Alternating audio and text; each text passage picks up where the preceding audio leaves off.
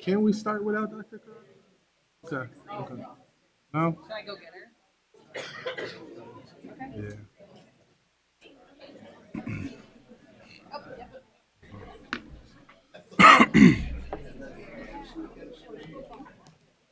Ready, Doc? I'm ready.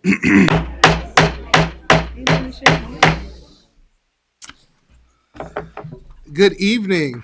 It is now 6:30 p.m. and I would like to call the Board of Education meeting to order. Madam Secretary? Mrs. Costick, Mr. Ivory, Here. Mrs. McConnell, Mrs. Rose, Present. Mrs. Ross, Mrs. Wilson, Present. and President Wilson. Here. Thank you. Would everyone please stand and join me for the Pledge of Allegiance? I pledge allegiance To the flag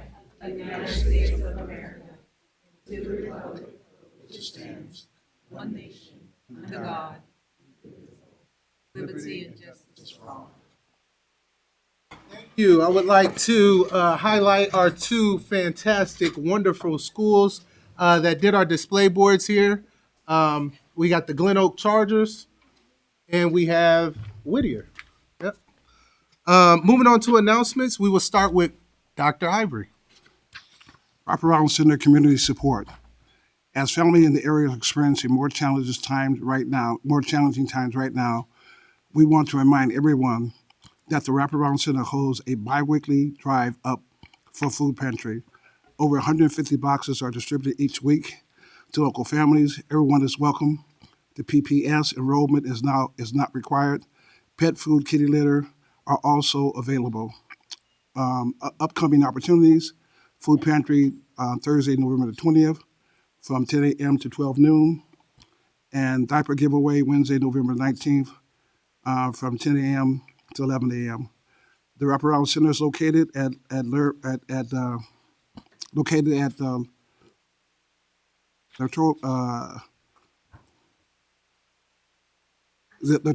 Street, Tree Wind, 1419 South Folker Avenue, Peoria, Illinois, 61615. The Wraparound Center is proud to support our community. Thank you. Mrs. Wilson? Good evening. We celebrate the people who make our schools stronger, honoring grant writers and substitute teachers. Grant Writer Appreciation Day is November 14th. Grant writers open doors by securing resources that help students and staff succeed. Substitute Teacher Appreciation Day is November 21st. Substitute teachers step in with care and energy, ensuring learning continues to move forward. Thank you for your dedication and the difference you make every day. And also, Cartwheel. Your mental health and well-being matter. Peoria Public Schools has teamed up with Cartwheel to offer free therapy sessions for students. Virtual appointments are available, so if you can receive therapy in the comfort of your home or at school. If you're interested, simply reach out to your school principal to learn more and get started. And there's an event this Wednesday called the State We're In 2025. On behalf of Advance Illinois, Peoria Public Schools, and Illinois Central College, you're invited to join us for this community breakfast event on the State We're In 2025, a report on public education in Illinois. At this event, researchers from Advance Illinois will share the latest findings on how our state and our Peoria region are progressing in public education from early childhood through college, while paying close attention on how Illinois has recovered from the pandemic compared to other states. You'll also hear from a distinguished panel, including Dr. Sharon Desmoulins-Carrat, ICC President Sheila Quirk-Bailey, and Representative Jahan Gordon-Booth. It's a wonderful chance for educators, community leaders, and advocates like you to connect, learn, and discuss how we can keep moving education forward in our region and beyond. The event is this Wednesday, November 12th from 8 to 10 a.m. at ICC's Peoria Campus Student Center on 5407 North University Street. You can register online to attend at psd150.org/advance-illinois. That's psd150.org/advance-illinois. Thank you.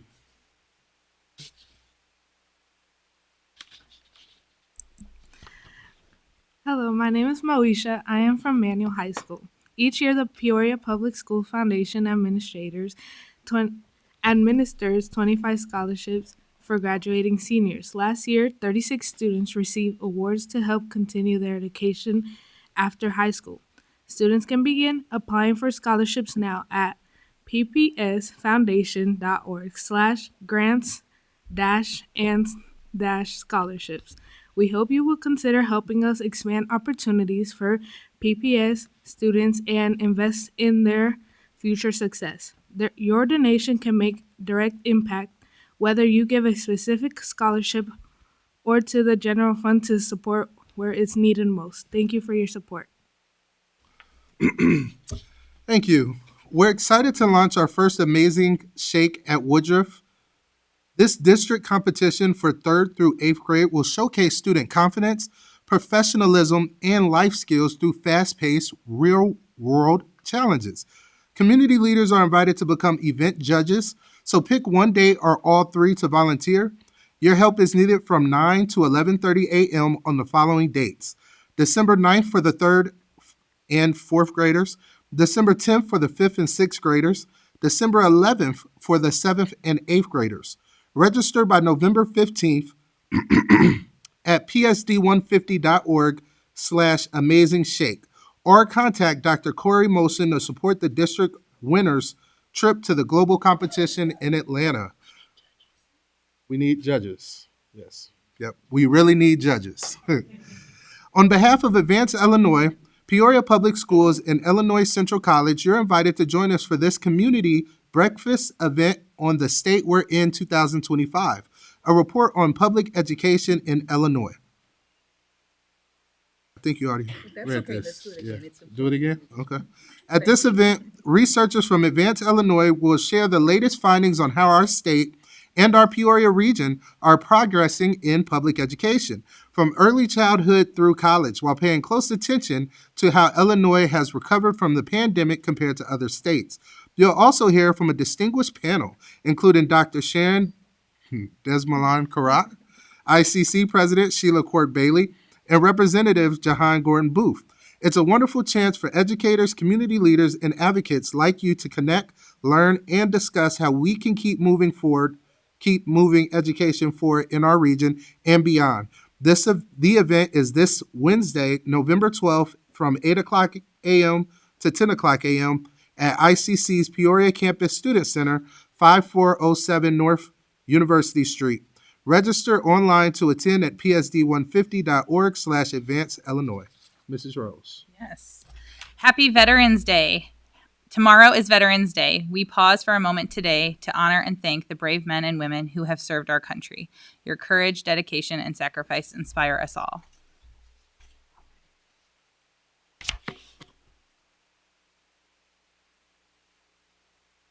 Attendance and read 30 minutes a day. Did you know that coming to school every day and reading just 30 minutes a day can make a huge difference in your learning and future success? Showing up to class helps you stay on track, learn new things, and build friendships. Pair that with daily reading and you're unlocking new worlds, boosting your brain, and growing stronger every single day. Set a goal, be present, read 30 minutes a day, and shine brighter. Warrior Way Cafe. The award-winning Warrior Way Cafe is back. The Warrior Way Cafe at Woodruff Career and Technical Center is open again. Come enjoy delicious meals prepared and served by our talented culinary students. The next dining date is November 20th. Following the Peoria Public Schools Facebook page for the weekly menu posted every Monday before each event, don't miss your chance to experience great food and support our student chefs. To join our email notification list, visit psd150.org/cafe-alerts. Thank you. Thank you. Ms. Ross? Good evening. School Links, your one-stop college and career platform. Peoria Public Schools is excited to introduce School Links, a one-stop platform for students exploring college and career opportunities. Families, please make sure your email address is up to date in the Skyward, as this will be what will be used to improve schools and classes throughout School Link. 7 mindsets. We are connected. I think I was supposed to say that. 7 mindsets focus. We are connected. This week, we're focusing on the mindset, we are connected. This mindset reminds us that relationships are one of the most important parts of life. When we build positive connections, support others, and show kindness, we create a stronger community where everyone can succeed. Key ideas: treat others with respect and empathy, celebrate differences, they make our community stronger, work together, and lift each other up. Let's take time this week to show gratitude, help a friend, and remember that we're better together. Awesome. Thank you, Ms. Ross. And just a reminder, though we'll be celebrating or honoring Veterans Day tomorrow, there is still school tomorrow. So just FYI. Up next, we have item 5, student showcase. AJ Guyton. K8 athletic director. Good evening, Dr. Karat, President Wilson, and members of the Board of Education. I'm here tonight to recognize our 2025 Peoria Public Schools softball and baseball city champions, both from Reservoir Gifted Academy. Before we honor these outstanding student athletes, I'd like to make one quick middle school sports announcement. Our girls basketball season tipped off on October 22nd. And this Saturday, November 15th, we'll host our middle school girls second basketball shootout at Woodruff from 8 a.m. to 6 p.m. All schools will be participating. It's a great opportunity to come out and support our student athletes and enjoy a full day of basketball and mingle with the community. Now on to our champions. The Reservoir Gifted Lady Wildcats softball team was unstoppable this season. They finished with a perfect 5-0 record in the American League and 11-0 overall record. Reservoir entered the postseason as the number 1 overall seed and continued their dominance, defeating Elise Fort Allen in the semifinals by a score of 13-3. Shout out to the Elise Fort Allen Academy. They didn't have a team the first year I started, and they're in the Final Four by year 5. So congratulations to them as well. Semifinals by the score of 13-3, and then captured the city championship with an 11-3 victory over to Rolling Acres. Thanks to their outstanding defense and timely hitting, this marks 3 straight city titles for the Lady Wildcats. We'd like to recognize the leadership of Principal Susan Martin and coaches Mary Gavin and Craig Armstrong for guiding this exceptional team.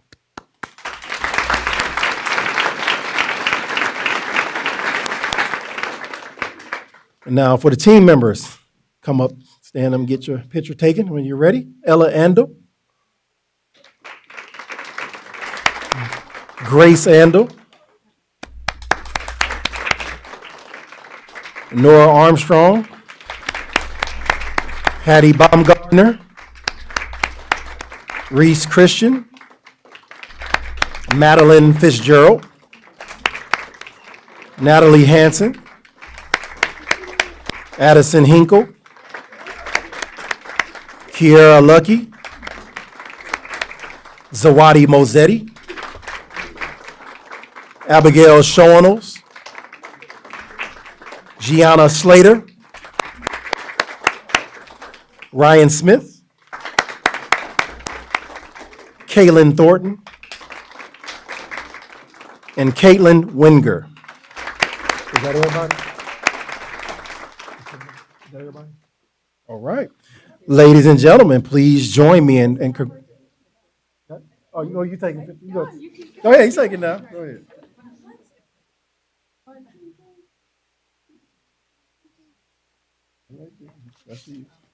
Ladies and gentlemen, please join me in congratulating your 2025 Peoria Public Schools softball city champion, Reservoir Gifted Academy Lady Wildcats.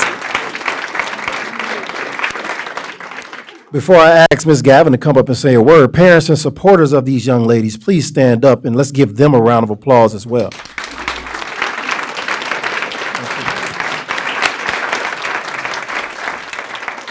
So I'm actually not going to say anything. My 8th graders are.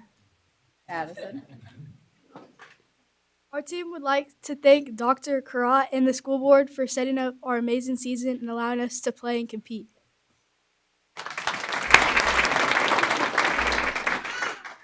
We would also like to thank Mrs. Martin, Coach Armstrong, and Mrs. Gavin for helping us get through the season. We'd also like to thank Mr. Guyton for providing us with equipment and umpires, and the umpires for taking their time to umpire games. Also, thank you to our parents for being our biggest supporters through the season. We lastly thank you to the other teams for their sportsmanship.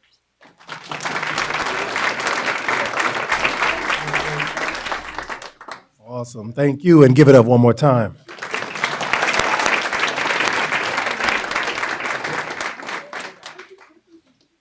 Is there any parents here of the students?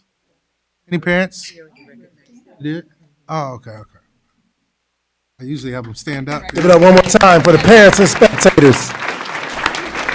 Supporters, sorry, not spectators. I'm tripping. All right. And now for baseball. The Reservoir Gifted Academy baseball team was the dominant force all season long as well.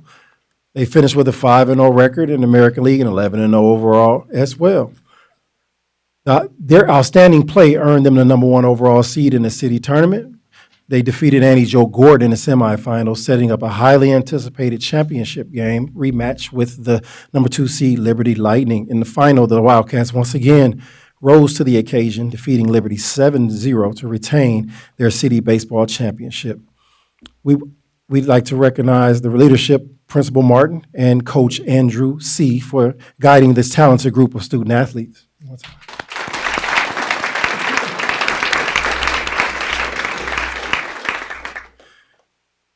Team members, DeAndre Jacobs, Cade Shipman-Gossman, Ryan Harnier, Max Langhoff, Corbin Martin, Maxwell Stepanor, Webb, Hugo Garcia Navarro, Clayton Hawkins, Tyson Kennedy, Levi McCall, Kyle Opperman, Logan Byrne, Mason Mears, Owen Nelson, and Nicholas Saraf.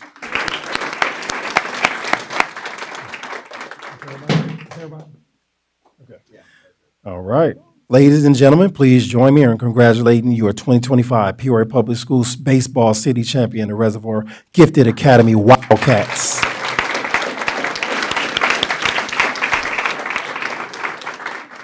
I'd also like to mention that if everything goes well, Mr. C will lead the Reservoir Gifted Wildcats in IESA to battle against them in the fall next year as kind of our pilot team to see how we compete in that league and if we can play in that league. So give it up for that. That's awesome. And before I go, parents and spectators who support Reservoir, please stand up.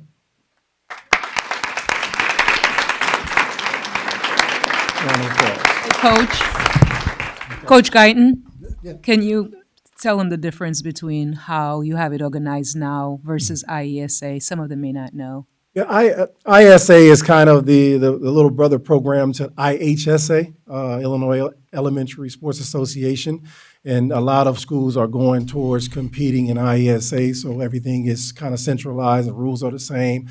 We're developmental at this point, but Reservoir has shown over the last 5 years that they're able to organizationally, logistically, competitively to try to compete in this league. And this is where we want to go to in the future as we're moving and continue to get better with our understanding of athletics and compliance and things of that nature. So it's an awesome opportunity to gauge where we are, and as a district, if we can do it as a whole. So this is important. It's an important step for us. So they would be competing against other school Yeah, districts? they'll be competing. He gets to create his own schedule, a minimum of 6 games, I believe, and he'll compete against some other IESA schools in the area, Dunlap, and the teams that want to play him. They might be too scared to play us. So we'll see what kind of competition he comes up with. But it's a great opportunity to flex our muscles, and they're going to represent us this next fall, and if all continues to go well. So, hey, you want to add anything? Dr. Crott, board members, again, thank you for the opportunity and for the opportunity for the student athletes to be recognized. I just want to piggyback on what Mr. Guyton had said. IESA is the little brother of IHSA. This is my 9th year coaching here at Reservoir. With the exception of my first year, we have won the city championship 8 consecutive years. Each year over the last, or ever since even pre-COVID, with permission from Mr. Guyton, we've always reached out other local schools, and even against them, we've been very successful. The one game that we did lose this year, we were ahead 7-0 going into the 6th inning. We ended up losing 11-9. That team advanced to the sectionals and ended up getting beat by the team that finished 3rd in the state. So I'm very confident moving forward. It's unfortunate that I'm losing my 8th graders. If you've ever been to our baseball field, my 2 lefties, I mean, they can hit the ball a mile. One of the students almost hit a girl standing on second base on the softball field. So quite an impressive. Mason Mears, who's not here tonight too. Logan Byrne, Nikki Saraf, my other 8th grader, Owen Nelson. He's stretching a little trying to be tall. But again, those 4 8th graders have been very instrumental. I've been very fortunate to be blessed with student athletes that play travel ball. We look forward to the challenge presented ahead of us, and I promise you, we will make the district proud. So thank you for the opportunity.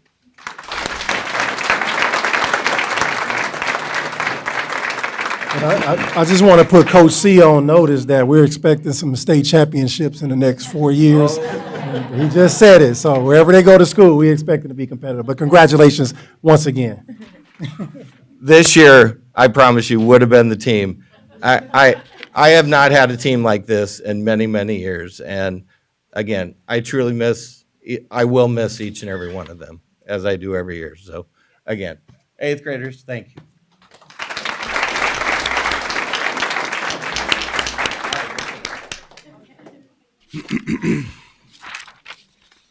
Thank you. Our next student showcase will be from Dr. Devin Hawks, principal at Manual High School.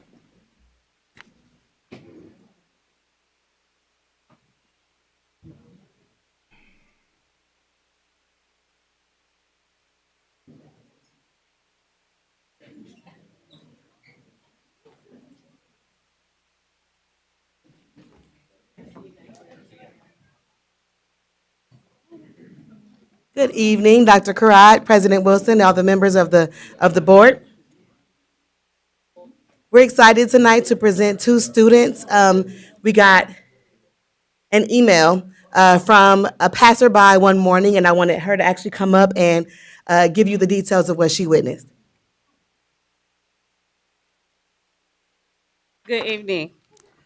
Today I had the honor of recognizing 2 outstanding young men, Josh Humbles and Reggie Postaway, for their courage, compassion, and quick thinking. On October 27th, on my way to work, I witnessed something that truly moved me. A young man suffered a seizure, and without hesitation, Josh and Reggie immediately came to his aid. They stayed by his side, kept him safe, and calmly called 911 for help. Their steady presence and quick response turned a frightening moment into one filled with care and humanity. As a mother of a son who lives with seizures, this moment touched me deeply. I know how serious and overwhelming those situations can be. Seeing Josh and Reggie respond with such understanding and maturity filled me with gratitude and hope. What they showed that day was more than bravery, it was heart. They didn't wait for someone else to step in. They became the help that was needed. That is true leadership, that is true character. Josh and Reggie attend the best high school in District 150 in Peoria. They attend Manual High School on the south side of Peoria, a place that often gets attention for the wrong reasons.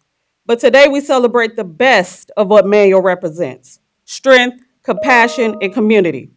These young men are not only excellent students and athletes, they are role models. They are heroes. So today we honor them for their quick thinking, for their calm under pressure, and for their willingness to act when it mattered most. Josh and Reggie, thank you. You made a difference. You reminded us all of the good that still exists in our community and the power we each have to help others. On behalf of everyone here and as a grateful mother and community member, I am proud to present you both with these medals. Your courage and kindness make us all proud to call you part of Peoria. Congratulations and thank you for showing us what true heroes is. And thank you for being what the orange and black represent each and every day. May your pride.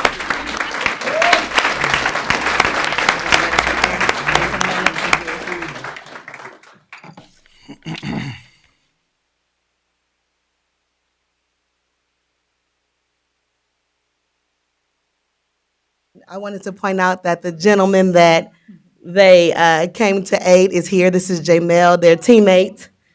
And you want to say anything? I knew he wouldn't. But when I got the email, I wasn't even surprised.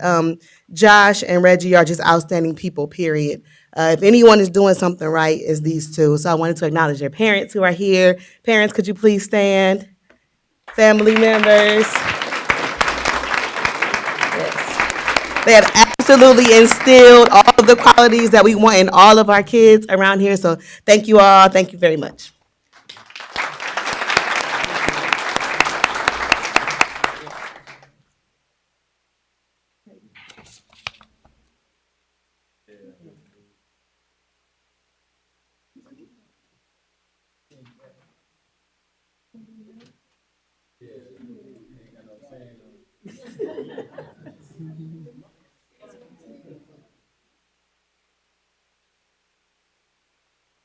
All right. Next, we have item number 6, awards and recognitions. Dr. Karat. Thank you, Dr. Wilson. This is our time when we do our monthly recognition for most improved attendance. District-wide, we take a look at our schools, all of our schools, and we just monitor their data and progress in terms of how they're doing. And I would say overall, our schools are doing a very nice job with this attendance piece. There's a lot of talk nationwide, statewide, after COVID, how those numbers have plummeted. And I'm proud that each and every school in Peoria Public Schools, they're making significant improvements in that area. We just got a report card on November 3rd. And last year, I was just watching all of the improvements that we're making as a district. Our attendance for 2024 was 90% district-wide. And for 2025, on November 3rd, Illinois State Board of Education reported that we are 21%. So we continue to make really good progress. And I was also, I got a communication, and all of our principals, this is what they're thinking and saying it to their staff and to their kids and to their families. Every day, every school day counts, but every minute is equally important. And so, if, for example, if a kid misses 5 minutes, if 5 minutes late per day, that's 3 days lost. If they're 10 minutes late per day, that's 6.5 days lost. If they're 15 minutes late per day, that's 10 days lost of instruction. If they are 20 minutes late per day, that's 13 days of instruction and school lost. And if they're 30 minutes late every day, 19 days lost each day. So attendance matters, lost minutes equals lost learning. So just wanted to recognize our 3 schools that for the month of October improved their October data this time around compared to last time around. And so we have Franklin. I'll call up Franklin.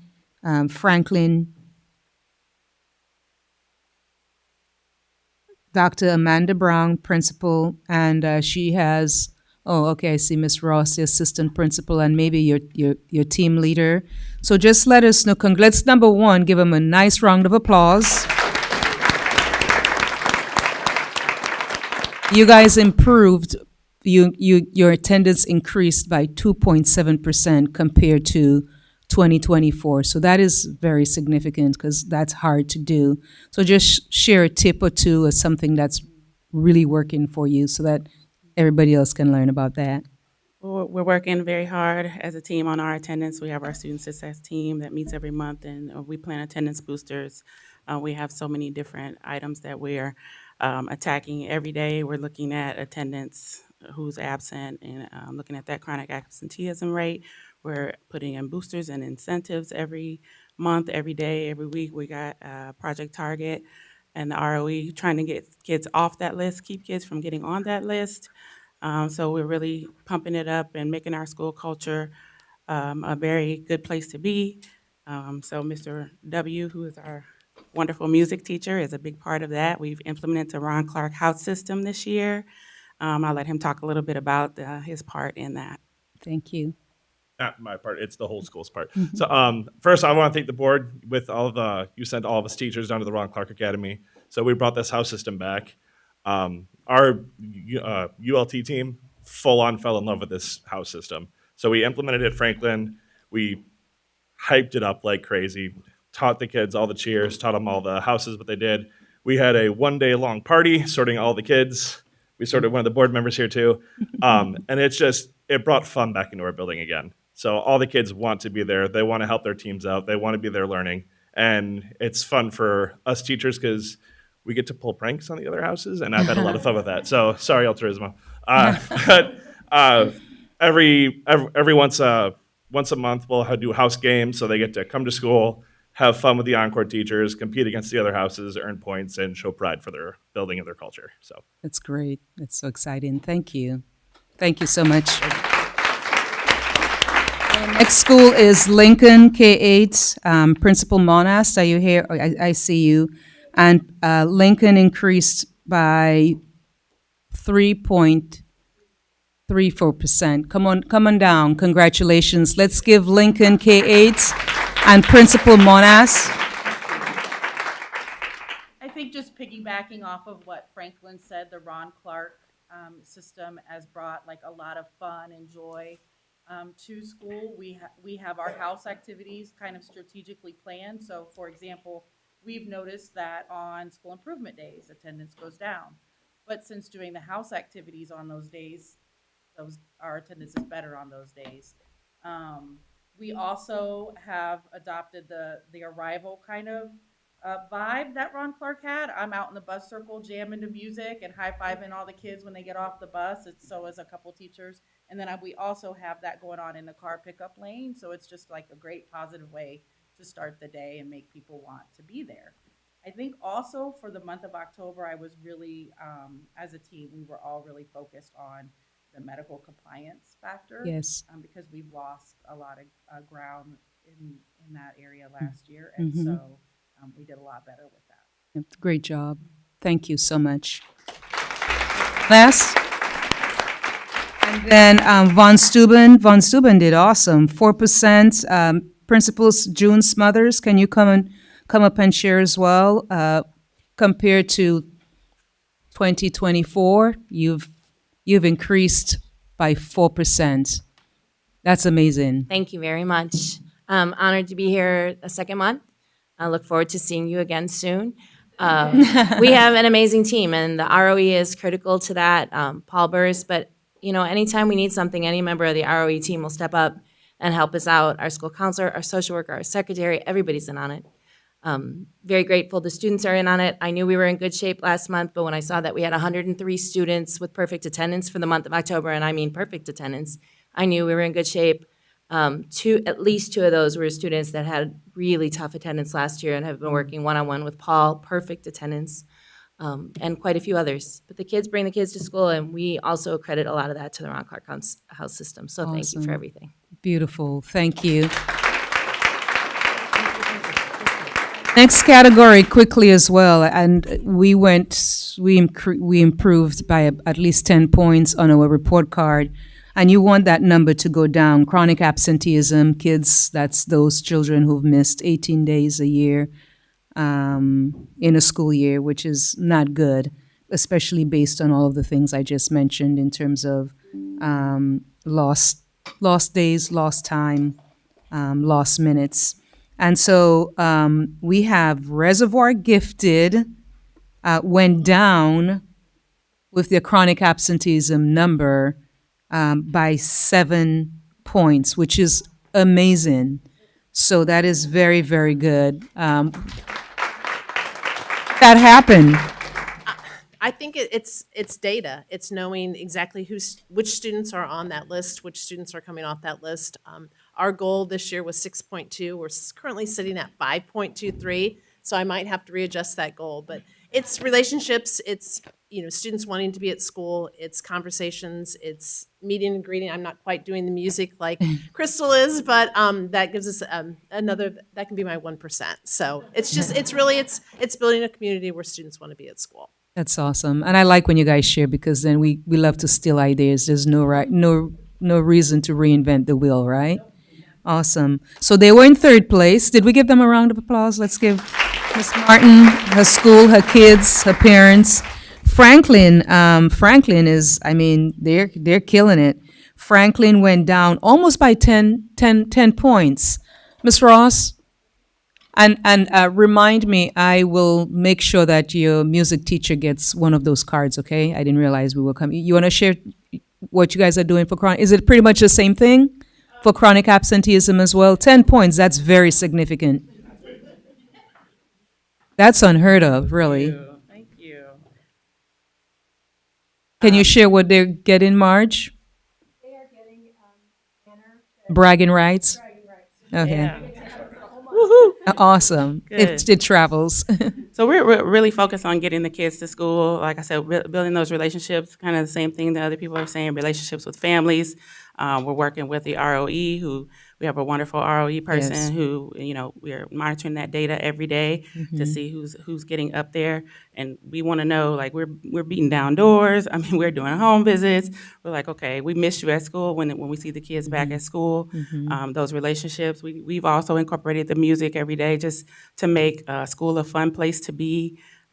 We are using wraparound center resources, and Dr. Brown and I, we talk to our families on a daily basis, and it's just building those relationships and Yes. planning those house games days, those fun days where kids never know, okay, today might be a day where it could be, there's some learning going on, but it's Yes. going to be some fun too. Yes. So, so you better come to school. You better get here. You never know. And that's pretty much it. Yeah, that's great. And I'm just really proud of you and Dr. Bond. You guys are just an amazing team. You work so well with each other. And so I'm not surprised by the improvements that are happening in almost every In my category. 6 years as an administrator, this has probably been, the past 2 years have probably been the best. That's great. And she loves you Cohesive as team. well. Yes, She always says, I couldn't do this without Miss Ross. So that's great. Of course. Oh, a music teacher? Trying to think. One of the things that we actually makes a huge difference. All of us teachers have about 3 or 4 chronic absentee kiddos that we check in with every single day. Check and So connect. right when they get to school, they'll get their breakfast. They got to come to me and I check on them. And I've told them if they do not show up, I will go to their house and get them. So they are kind of scared. So I've had my kiddos showing up every day. So that's been a huge thing as That's well. awesome. Thank you. Thank you both.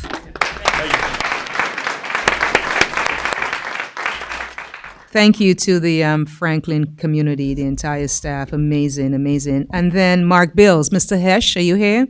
So their first place, they dropped by 11 points, 11.34 points. He is the principal at Mark Bills. Apparently he has his team. All right. That's great. So what's working for you, sir? A lot of the same stuff everybody else had kind of mentioned. We try to make Mart Bills as fun as possible. We also were able to attend RCA over the past 2 years. And really with our team, Ms. Afan, our counselor, and Mr. Jordan, our ROE person who will, as they say, go knock on your door, come get you out of bed, come bring you to school.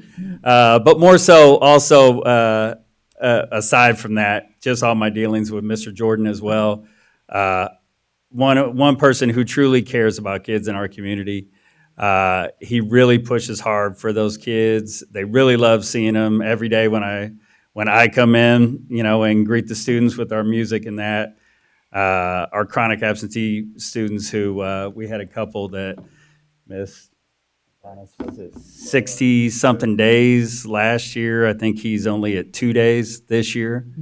And he's one who, and it's this guy because he'll still say, "Mr. Jordan coming today?" And I'm like, "I don't know yet. It's 7 in the morning. I don't know yet if if he's here." But it is a huge team effort. And like I said, or as you said, through our admin meetings and that, we steal as many good ideas as possible from everybody else. And if something worked, like the SIP days, we moved all of our VIP days to our SIP days.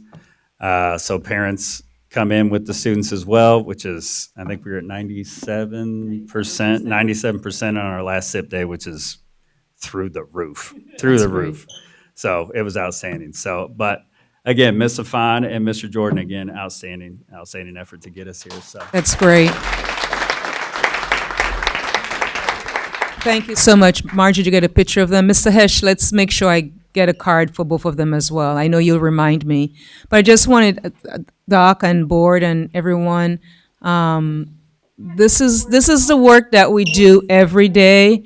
Nothing really comes easy for us. We have to go 110% and put that extra effort in. And you can tell all those schools what they're doing with their staff and students and families. So that's what makes us very different. We have to work Absolutely. for every point. So congrats again to everyone. Thank you, President Wilson. Thank you.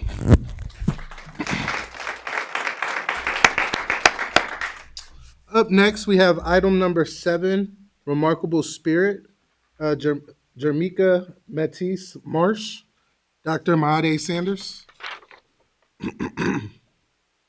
Is this together? Oh, this is too long. Carnisha is the second one. Good evening, everyone. Good evening. Tonight, we have had the immense pleasure or privilege of pausing to celebrate one of the best teachers' aide.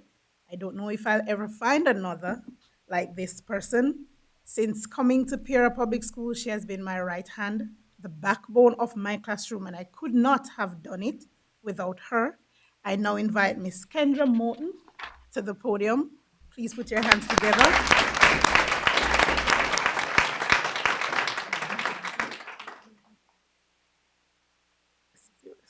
Oh, awesome. Thank you. Thank you so much. Thank you. Did you want to say something? Yeah? I'm a little bashful, but okay. It's an honor to be receiving this award tonight. I'm really elated, and if it wasn't for Miss Marsh, I just don't know what I would be. She exemplifies what it is to be a team player, hard worker, and she just helps me be better at what I'm doing. So yes, working with the life skill children, it's an honor of mine. It gives me pleasure. So thank you so much. Hey, Kendra, I have a quick question for you. Kendra, I have a quick question. Have you heard of the Grow Your Own program that we have? Just took the words right out of my mouth. Okay. Yes. So we have several opportunities. So if you're interested in getting the license, we have a lot. I'm already in the process. Very good. So, yes. Thank you.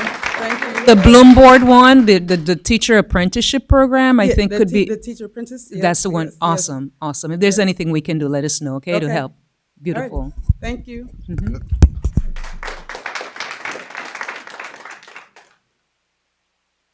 Awesome, thank you. Next, we have Whitney Creef, Assistant Director, Transportation.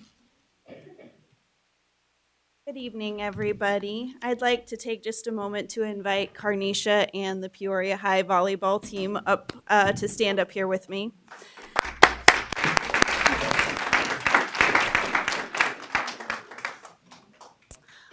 Today I have the honor of recognizing someone whose actions truly make a difference. Obviously, we're talking about attendance.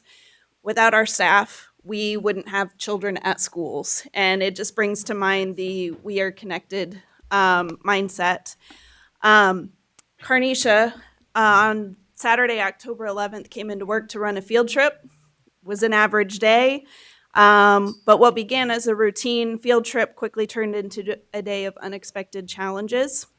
About an hour into the drive, our staff who pre-trip every day and things like that to check the bus, about an hour in, an alarm was going off. She quickly responded to it. She was calm and efficient resolving the issue and got everybody back on the road. But then just a few minutes after that, there was a medical emergency that occurred on the bus. Once again, Carnisha showed incredible focus and care. She pulled the bus over safely, contacted emergency services, as well as the on-call supervisor for that weekend. She communicated clearly and calmly throughout the entire situation. Her quick thinking, steady presence, and professionalism helped ensure the safety and well-being of everyone on board. And even after the emergency was over, Carnisha went the extra mile, literally making sure everyone got where they needed to be. Carnisha, your actions are nothing short of remarkable. You showed us what it means to be calm under pressure. Your dedication did not go unnoticed. So on behalf of the entire transportation department and the school community, thank you for everything you do.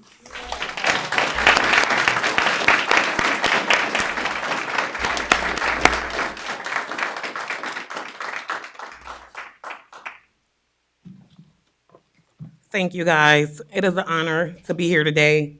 I'm just happy everyone is okay. As a bus driver and as a mother of 6 children in District 150, it is my honor to take care of any children that get on my bus.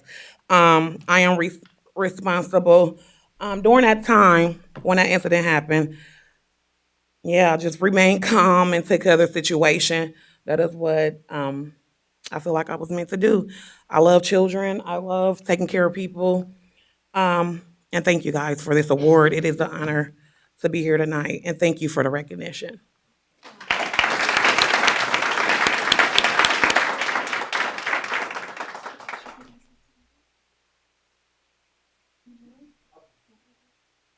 On each side.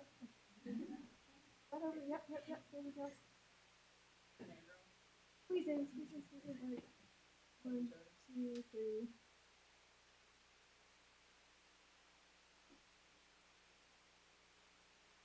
Got it.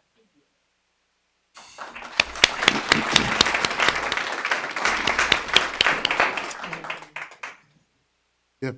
Any parents here? Like to acknowledge you as well, parents? Please stand up. Yep.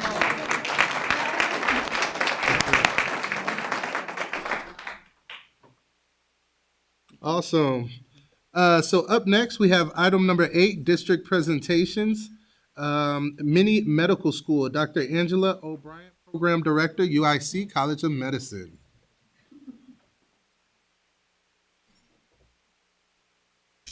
Andrea's slides up. You can go first. Those are Andrea's slides. So,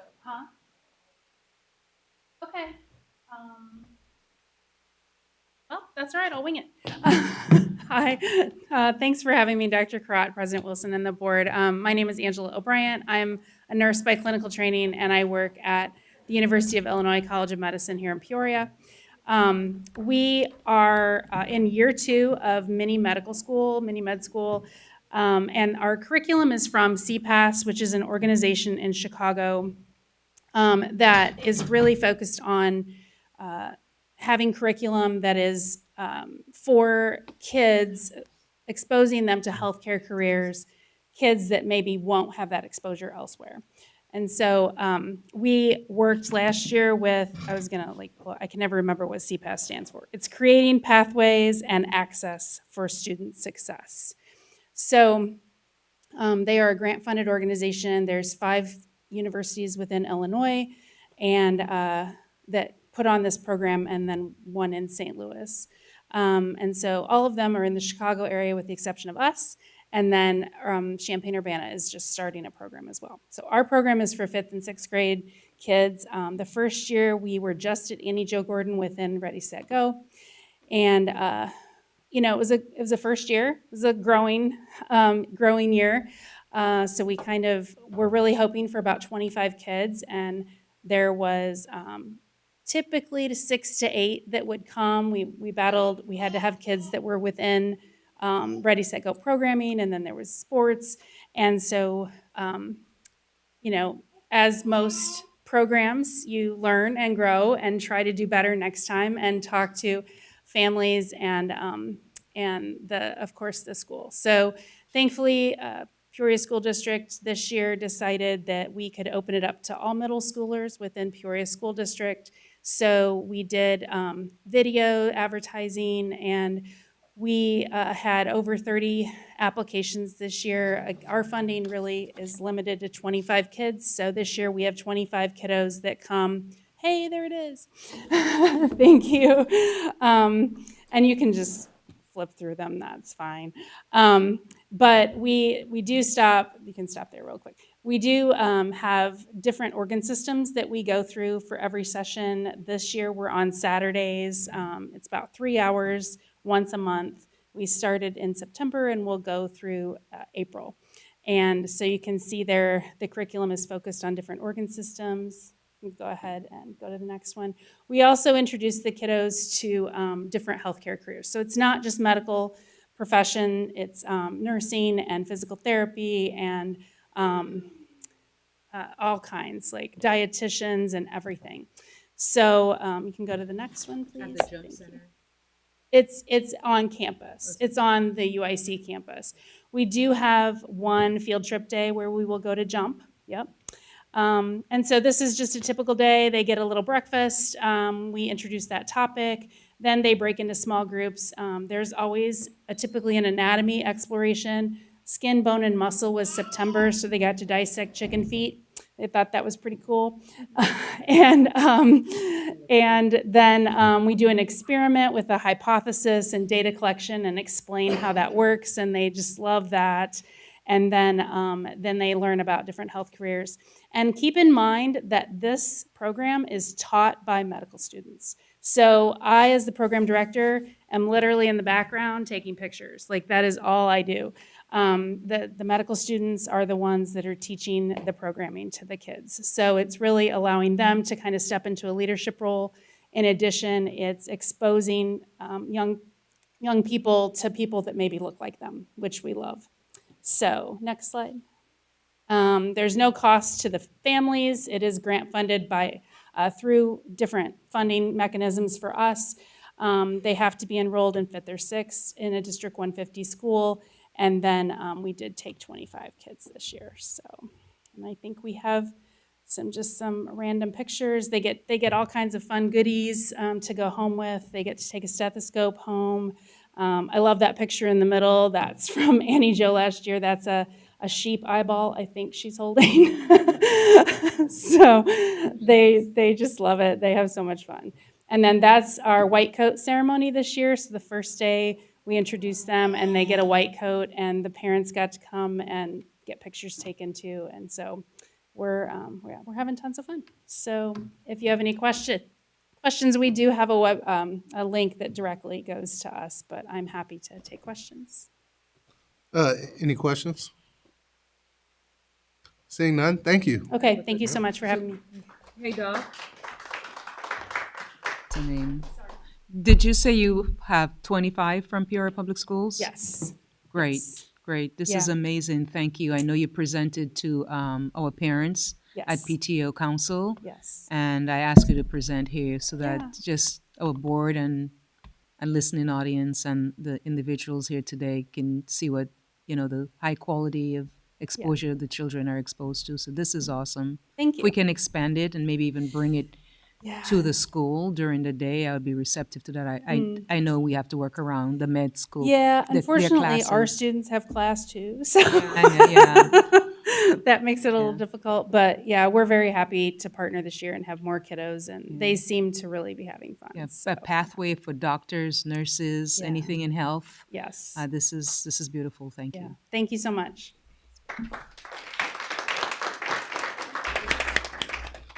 All right, up next, we have Carl in School Health Update, Andrea Parker, Director, Holt Center for Healthy Living. Okay, you have my slides. Good evening, President Wilson, Dr. Crod, board members, and family and friends of Peoria Public Schools. So thanks for the opportunity. I think I came this time last year because all the awards of the schools, especially the softball teams of Reservoir, won again, I think, last year. I was here. So you can go past, yeah. So basically, I wanted to give an update to talk about, because I thought there may be people in the audience who don't understand, look at our Peoria Public Schools. So we've been in existence of school-based health centers within our Peoria Public Schools a little over 20 years. We just received our recertification for Peoria Manual and Peoria Central this week. And then Peoria, Richwoods, and Treewind will go the first week of December, where the Illinois Department of Public Health comes to Peoria. They actually do a site visit or chart audit and certification us for being a school-based health center here in Illinois. So go to the next slide. Here are the schools we're proudly in, although we serve all students of Peoria Public Schools, so Manual, Peoria High, Richwoods, and Treewind. Our staff made our emblems look just like our school logos and colors that represent each of our school districts outside of the school-based doors. Here are the services that are provided. Basically, we run just like a primary care office, similar to an urgent care without the high acuity. We'll send everybody else to basically 911 is a 911 call. Triage children that have mental health stress issues, as well as anything that needs suturing, x-raying, will not be served at our school centers. So you can see complete physicals, illness, chronic first aid, health education, any testing, treating, just like a student would receive if they went to their own primary care. And our reason for doing this was really when we got started a little over 20 years ago, was to keep kids in school or students in school learning. Kind of an old adage back from our previous administrator, you can't educate an unhealthy child. So that was our goal of doing this. So you can see the list of programs there. We thought we'd give numbers this year. I know, Dr. Crotch, you're always interested in what we're seeing and what we're doing. So basically the numbers you see in front of you, really just from July to June, go back this last school year, of duplicated. So when we say well, that's a student who's just getting a school physical. They didn't come in with an acute injury or an illness or anything like that. So you can see represented Manual, Peoria High, Richwoods, and Treewind. So those are numbers of students that we see. And then patient serves can be students coming in for any reasons. So they could be acute, they could be testing, any follow-ups. We do a lot of sports physicals.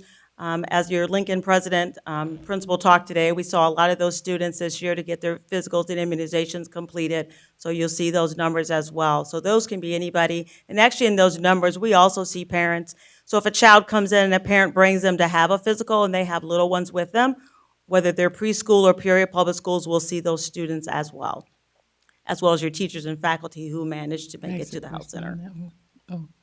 Overall visits over the last year, Manual saw 550, Peoria High 642. Richwoods is brand new. As you remember, the last time I was here last year, Richwoods was being certified as a school-based health center, and they opened spring of 25. So they haven't seen as many because they had to go through certifications and receive all their listing of things that they could do first, and then Treewind over the last year. Back to school, here's what we saw for the last, you can see those dates as well. And what I don't have up there, the 2 days that we did over fall break, we only did one, like a 9 to 3 day at Manual and a 9 to 3 day at Peoria High. Oh, no, I'm sorry, they're both at Manual. We saw 24 students that are not in these numbers. So we predominantly see, so the coaches bring the students for their sports physicals, and it's interesting enough, people think it's very easy. The acuity that my nursing staff or my APPs actually see at our schools is really high. So when you think of a student who comes in for a regular just sports physical, I don't even want to give the percentage, maybe 70% to 60 maybe, those students might end up with a cardiovascular consult. They have underlying issues that if they didn't come in and just get seen for that sports physical, might go undiagnosed and have a bad episode, shall they be on a sports team. So I think people misunderstand when they're just coming in for physicals and things like that. We go way beyond just that school physical, and we will get them to any referral necessary.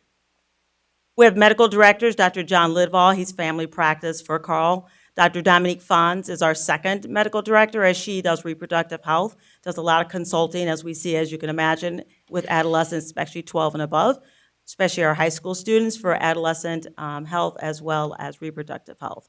Our APPs, kind of clockwise, starting with Sarah. Sarah formerly anchored as a pediatric nurse practitioner, Tree Wynn. She made the decision to move to Peoria Richwoods.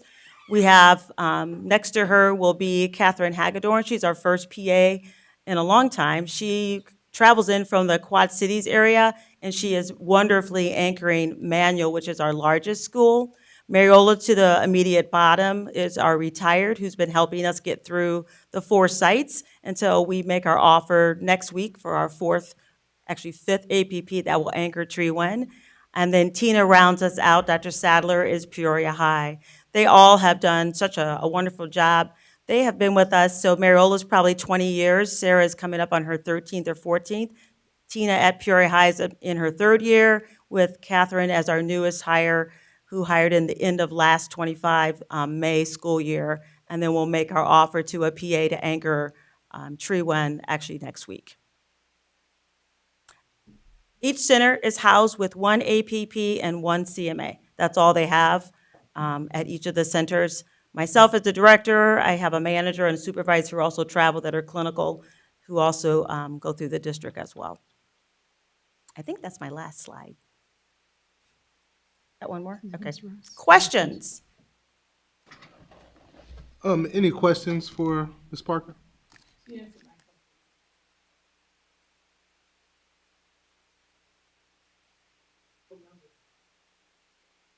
They're absolutely, yeah. So basically, we opened May, almost like April 2025. So you can imagine we were coming into the end of the school year.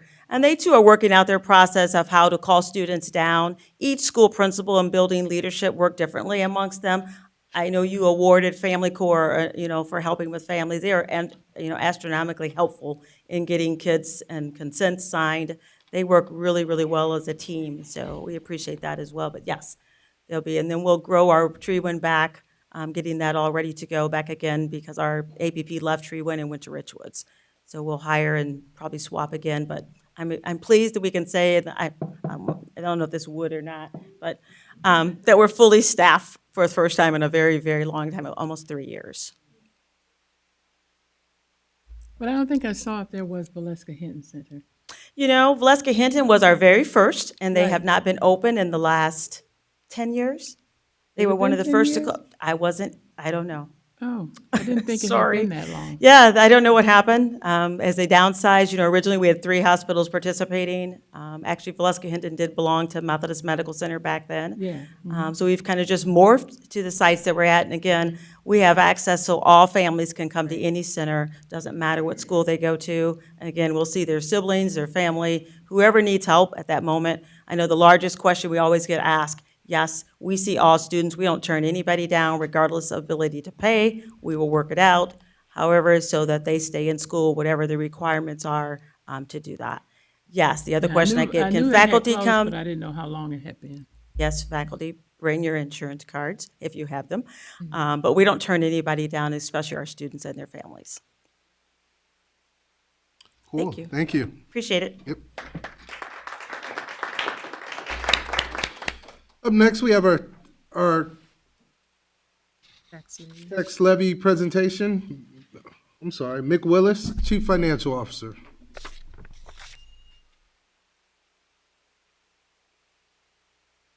No, I know. I was waiting for the slide.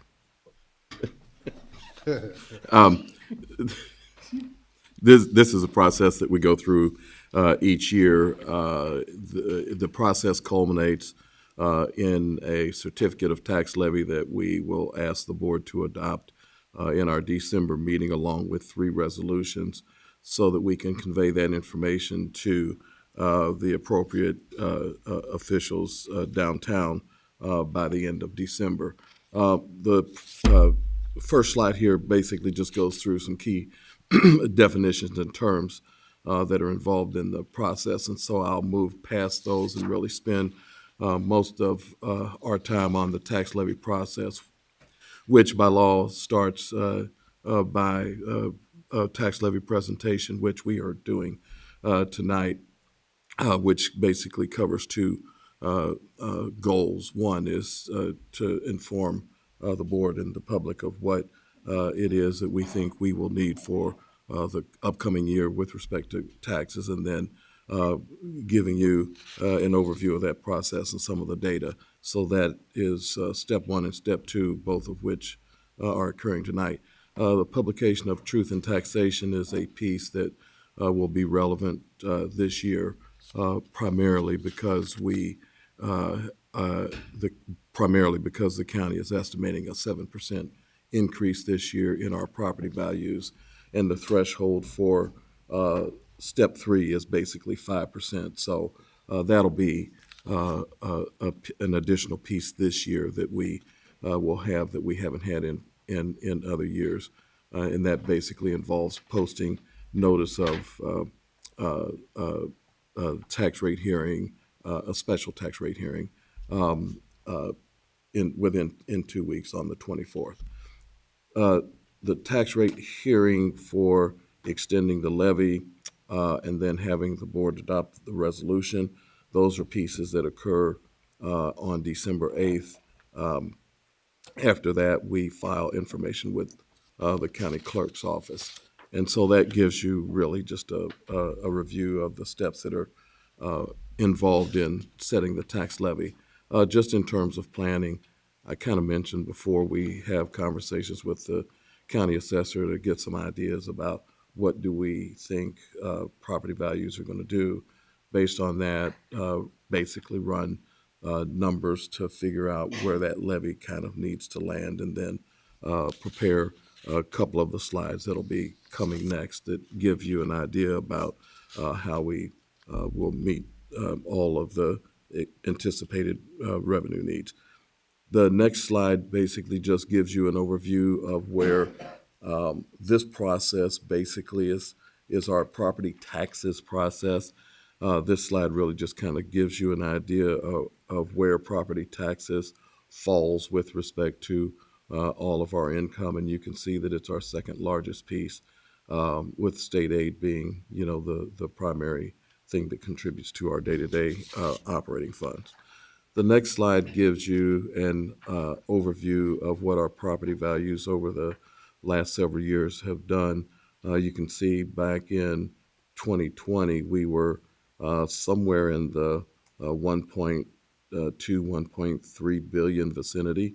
The estimate for 2025 tax year is just slightly over 1.65 billion. So our assessed value last year was over 1.5 billion, which was the highest that it's ever been, and this year will be property values will be just a little bit higher even yet.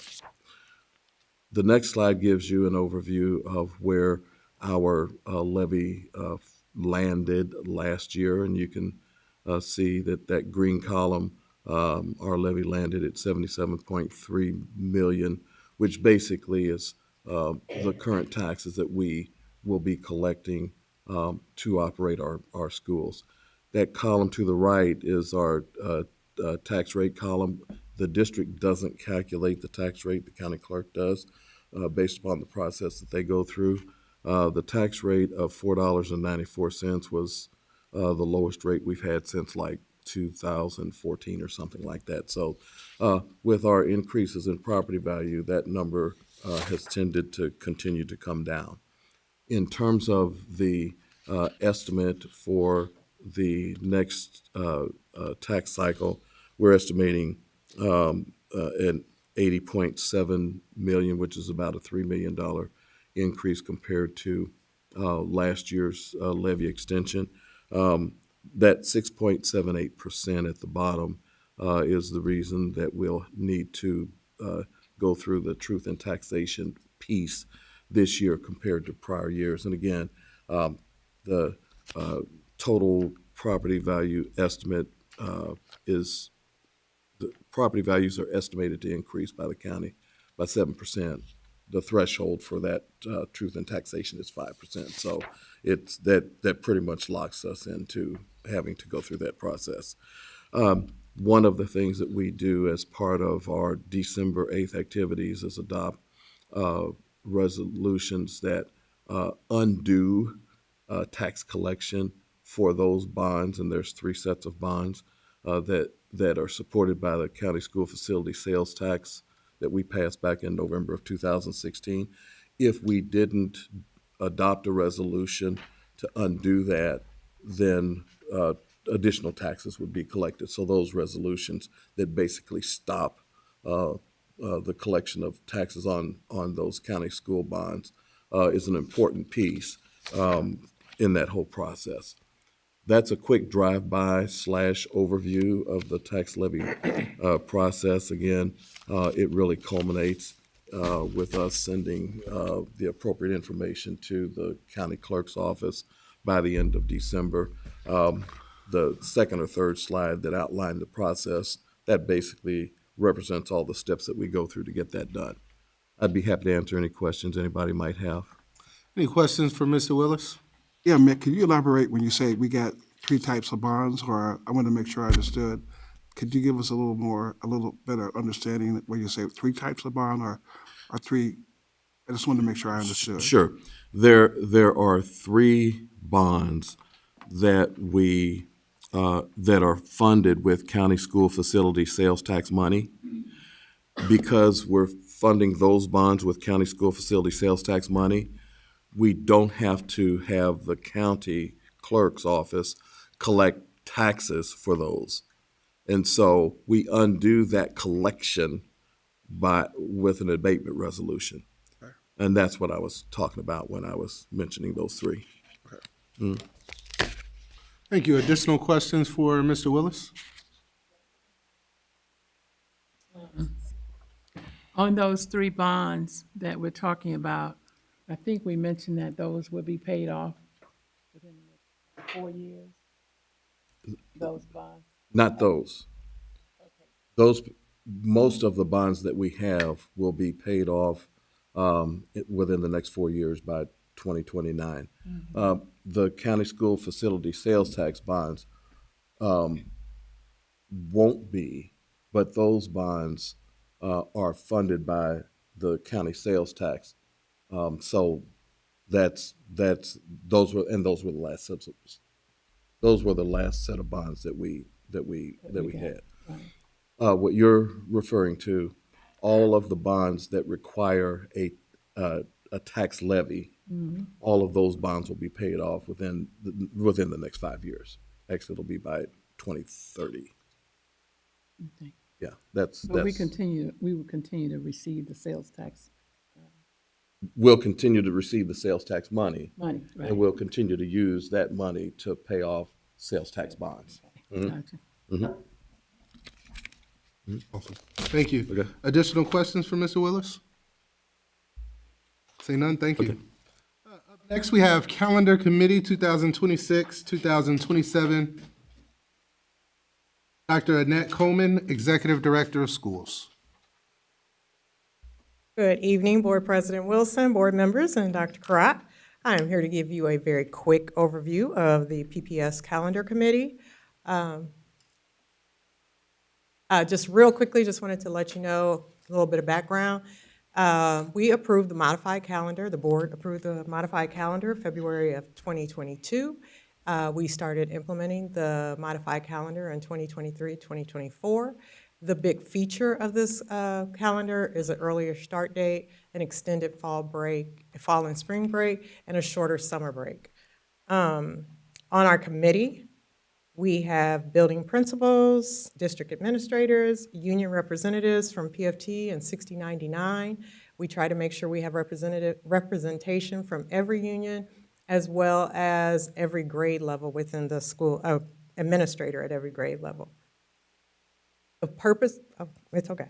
The purpose of our committee is to review and adjust the proposed dates of the school calendar. We receive a draft, and then we give it to everyone for feedback. Feedback comes back, and then we adjust dates accordingly. The big features for the calendar for 2026, 27, and 27, 28.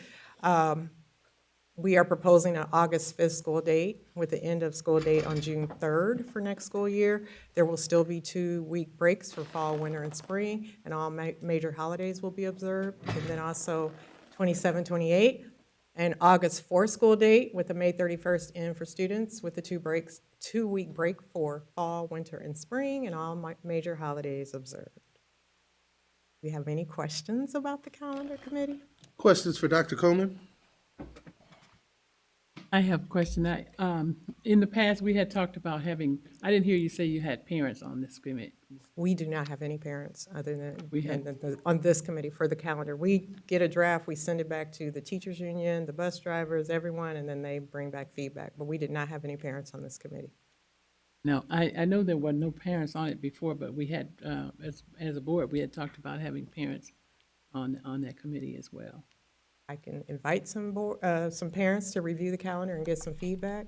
I inherited the names that were on the committee Yeah, from last I'm year sure you did. or the previous years, and I just invited those same people. Okay. Thank you. Additional, Mrs. Wilson? I was wondering, why are we doing 2 years at a time approval wise? I remember back in the day when I started watching board meetings, it was 1 year at a time. And I'm We just thinking, generally do the 2 years for planning purposes. how long's it been like that? The last couple of years. Just two, okay. I know the last calendar was 2 years. With this new calendar, or? I get that, I'm just wondering, since we're gonna have a new superintendent, how that will, I don't know if that would maybe affect any change if the new leader of the district might be. Is there any chance we could just do 1 year at a time? Or I actually don't have anything to do with this. It's the committee, it's committee-driven. Okay. And so they make the recommendations, and whatever they recommend to me, I send it through the board, so. Okay. It was just something that I was thinking about with us coming into a year of changes. And I also wondered, okay, so there's no parents on the committee, but you have teachers and people from administration, correct? Yes. Have you guys done any surveys to get input from parents on how it's going over with our families? We have not. Because it's a calendar, a standard, we do the modified calendar. That's Right. what the board adopted. I know. So we have to include, the 176 days of school, the 180 days for staff.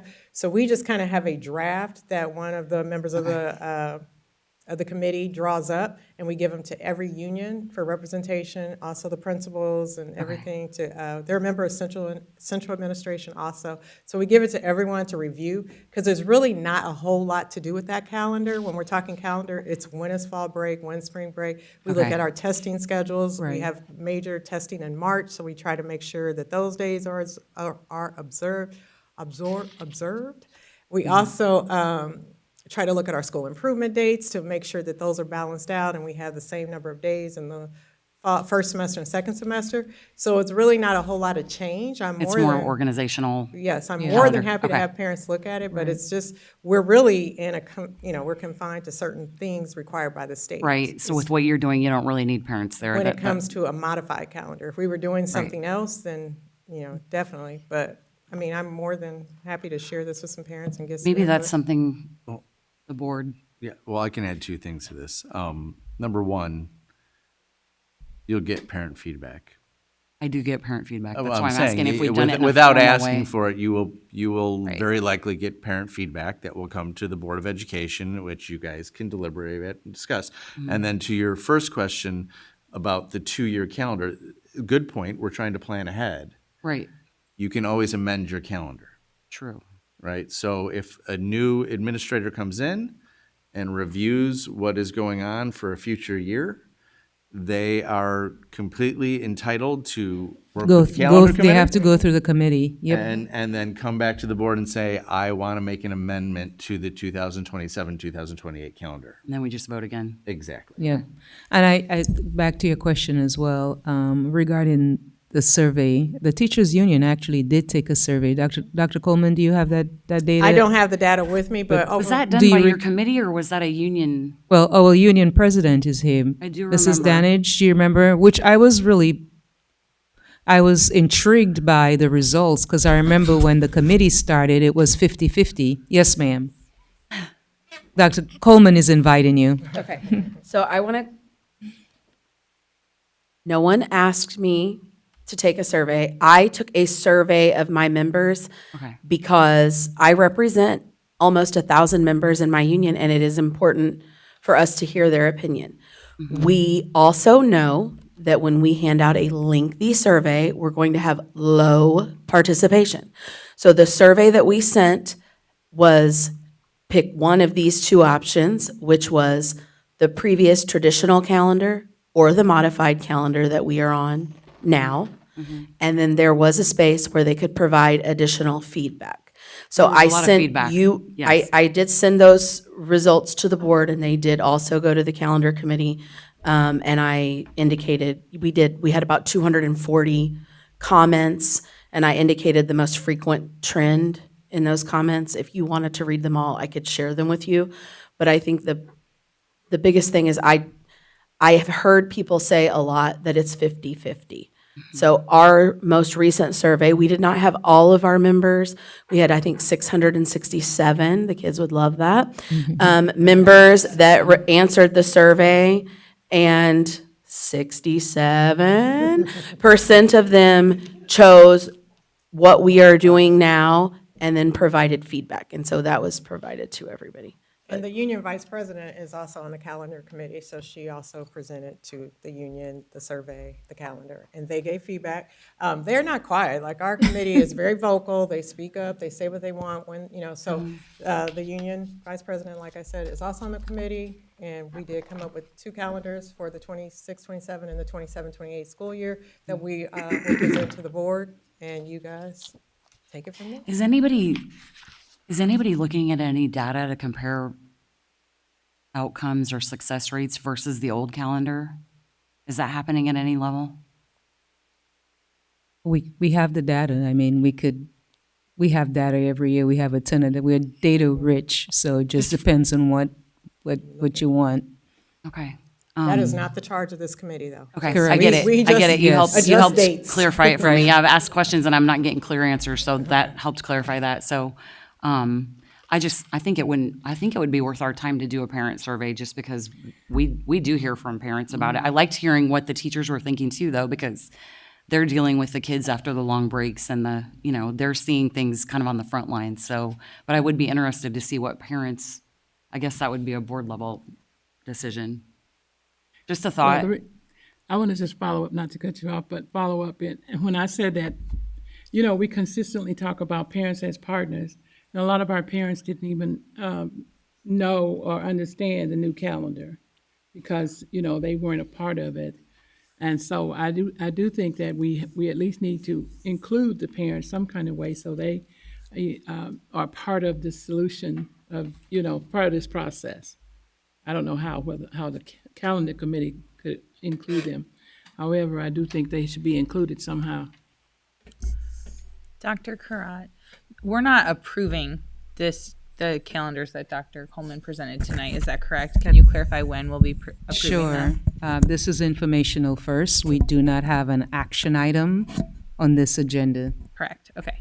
Well, can we anticipate that coming in the next couple of meetings, or when do you anticipate that those would be up for discussion? Once, after this conversation, we have a board meeting coming up in 2 weeks. We can put it on there. Or Dr. Coleman, we can identify a parent from each region, get some feedback from them, and take it back to December. I have gotten a lot of emails from parents asking us to make a decision and lock it in so that they can get their plans underway. And so parents have been waiting for quite some time for this process. And it's, I know that it's been a slow process because I know the union, teachers union, wanted to take it back to their members to get some feedback. So we waited on that. And so this is where we are right now, having a conversation with the board. Yeah, no, thank you for that. And I have also heard from a lot of people that they would like to be able to just like plan for next year. Correct. So I'm not asking to delay it, but it sounds like from everything I heard that maybe two things need to happen. Like we need to move forward with the calendar committee's recommendations and then also look at, as a board, evaluating if we want to make changes to the style of calendar we're using for like the future, but not for like right now. Because they're like, to give Dr. Coleman the task of like, you need to include parents, sounds like it's outside of the scope of what like the calendar committee was designed to do. It sounds more like under the scope of what we would take that feedback and then determine our actions based on that. And is that correct? Yeah, we're ready. I mean, the plan was to bring it on the 27th Yes. as an action item, but we always listen to the conversation. The dialogue is important, but I agree with you, Ms. Rose. I think it would be good to give the parents a chance to give their voice. I know people want to, I have heard from a lot of people that they want the dates of when school's starting, they're planning trips and such, but I still think it's nice to give them a chance to share their voice and their thoughts on it. And another topic just came up. The students wouldn't mind hearing or getting a chance to give their feedback as well. Some of our students are working jobs and helping pitch in for their family bills, so our students have some responsibilities as well, and so they also have a say in this. I believe they have a say in this as well. So I think as a board, we should consider sending out a survey to the students and parents just to see where the families are at on it. I just have one quick question. Is the survey about the modified or traditional calendar, or when spring break occurs, or when we have school improvement days? Just curious. I would just like to check in with the families to see how they're feeling about it, because we started this is our third year, right? Right, we started in 23. Just kind of how is this going for you? A lot of people, I hear things pretty regularly about it. Mm-hmm. Some people love it. Some people hate it. I'm sure you've heard both. But I don't think it would be a bad idea just to check in with families. There's some people who thought they would hate it that don't, and maybe vice versa, just to see where people are at on it, just to have an awareness of our community. Yeah, I think a recommendation, since the committee, they've deliberated, and they're given an update to the board, the next committee, the next time around, expanding it to include student representation by region and parents by region as well, so that we stay focused on, because it's late I know. this time of year, and then we can be better prepared and maybe even get some feedback from those parents in terms of what those questions will be. But that would be my recommendation, since they've done all this work. You've had many meetings. And it's so difficult trying to coordinate all these calendars because the 6 unions are represented, and I'm not part of it, so I'm just kind of getting updates as well when you get updates, and teachers as well. So my recommendation would be, as Ms. Rose said, let's lock that in so that they can get the information that they need, and then the next time around, which would be really 26, 27, when that committee meets for the two upcoming years, just expand representation. Excuse me, let me clarify. I was not advocating to add parents to this committee at this point. But I am advocating that parents are involved somehow. If nothing else, they get the information, they give feedback on it. They know the exact dates and that kind of thing, because the majority of our students, in my opinion, parents, are not, you get emails from ones who want to plan, but a majority of the students, it's not for planning, it's just knowledge. Yeah. Because they're not taking trips. If I can just make this quick comment, is that it sounds like, based upon, and I concur that having input from parents and students is idealistic, and we should do that when we can. But I think already we've decided, at least based upon the comments that a number of my colleagues had mentioned, there's really about 50-50, so whether you have input now or later, I still think that it's essential to move on, because I don't think you're going to make anyone happy, no matter what you do. So I think what we do is that we keep moving forward, and we come back to this saying, when we have a new superintendent, we make any changes, as Constance already mentioned.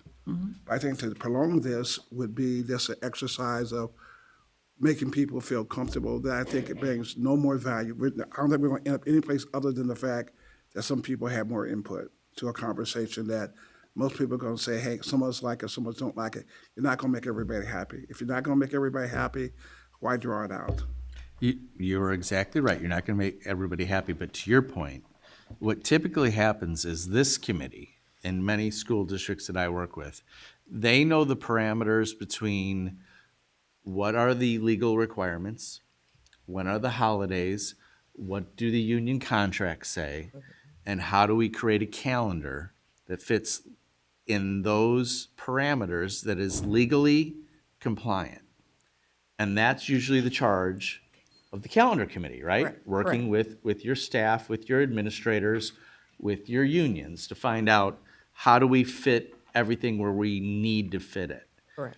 But to Board Member Ross's point, when I see other school districts, what happens is that they come up with an option or two, right? And then you survey your students and your community just to see. 99% of the time, you're gonna get 50-50. But let's say that 1%, you get 99% people saying, we like this one over this one. And it fits within what we've discussed and is appropriate with the unions and things like that. So that's usually where the community input comes in. They're not involved in the details and the minutia and making sure we fit everything in. It's if you're shifting something, maybe you have construction, maybe there's something going on that you need to change something. So that's just my input. It's not so much a legal issue. This is a board issue, but I do think it's important as board members that, yeah, you do have community feedback, but at the same time, you got to let the professionals do their work and bring you something that is actually legally compliant and fits within all the restrictions of your contracts. And then after that. And state obligations. And state obligations. And then you put it out and you find out if there is, like you said, which is mostly the case. Yeah. Some people like it, some people don't. Or you've got a big swell of people who say, no, this doesn't work for us for some reason, at which point then you revisit. So. And that can be done. So Ms. Davis, Megan Davis, please take some notes. Then the calendar committee will, and then put it out. Dr. Coleman. For a vote, or survey anyway. Thank you. I was under the notion that there were parents on your committee. I had no clarity on so thank you for what you're doing. It makes total sense. And Mr. Ivory, the information that we got from the union president, that survey only had 2 questions on it, but there was I believe, Leslie, didn't you share 240 comments? Did you read all those comments, Larry? Okay, there was a lot of comments on there from the teachers.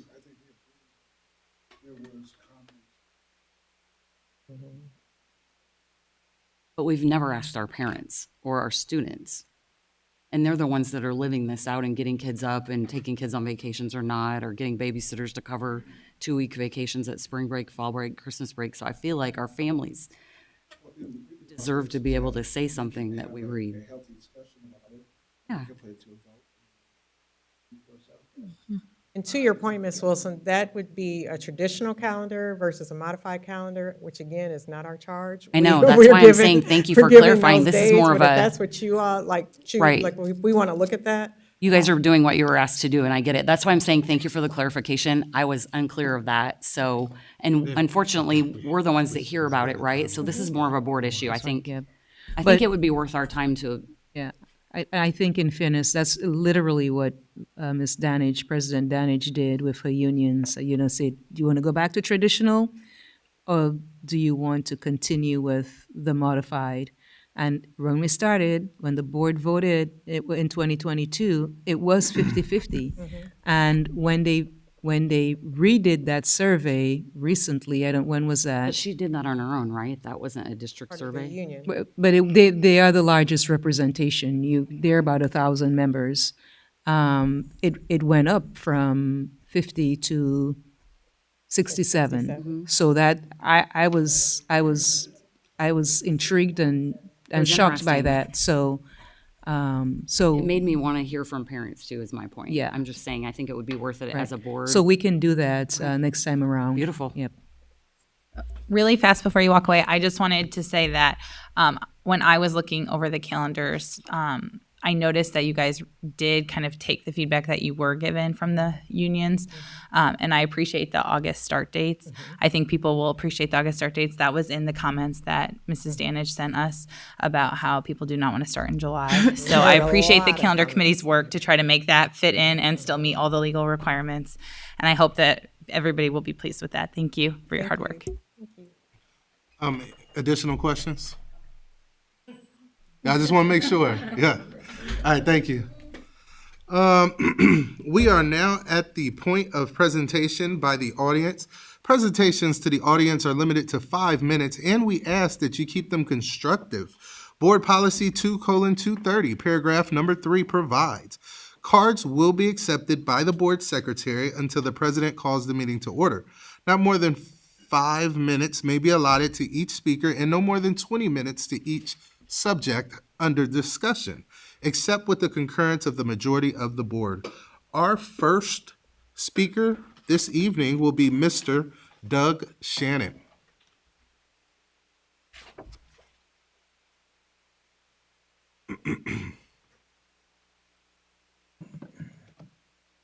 Good evening, Board. Thank you for the time. So I wanted to talk about class sizes from a perspective, really more kind of from the family student. I think somebody else might talk about it from the teacher perspective a little more. There continues to be widespread concern that we're a third of the way through the year, and we've got a lot of classes that are still above the contractual limit. But it's not just that these are contractual limits, but these are best practices. Research shows that, especially K through 3, every year that a child spends in a class that's at the, or above the limit, they lose a month of instructional value, or they fall behind. There's a learning deficit of a month. That's exasperated when you factor in poverty and hunger and other issues that you see in a Title I school district. So while we all want to be cost effective, we don't want to be penny wise and pound foolish, in the sense that it sacrifices the learning value and the learning quality that our children receive. We could have third graders that basically are 3 or more months behind as it relates to their learning, and that just puts them from an educational standpoint, if we're trying to get them to achieve at a high level, that just puts them behind the 8 ball. More specifically from the family situation, everyone should be able to send their children to their neighborhood schools. Rerouting is a practice that is unfortunately very common, and it has been for some time in our district, where that is a child moves into the district at a school that has a grade level closed or at capacity, and they are then rerouted. So, we've got at least 11 schools that I'm aware of, some with multiple grades in the district throughout the year. I don't know if that is still currently. Obviously, throughout the year, there are children that are redistributed, move out of the district, et cetera. But at one point, at least 11 schools that I'm aware of had rerouting or were at capacity and rerouting to different schools. So Sterling, 6th to Von Steuben, Keller's 2nd to Charter Oak. Keller's first went to, I think, C.T. Vivian. Annie Joe to kindergarten to Treewin. Liberty, 8th grade to Mark Bills. These are common practices. This is far more widespread than we want it to be. And I want to talk about the impact of current class sizes just as it impacts a lot of families, but I want to focus how it impacts a single family.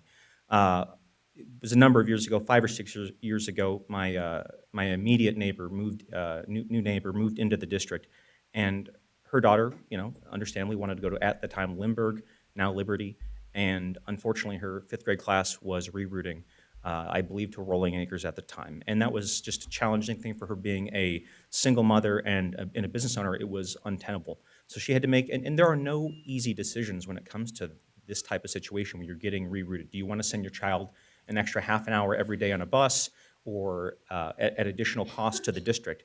Or do you want to figure out a way to commute and get them over there? Like, what are you going to do?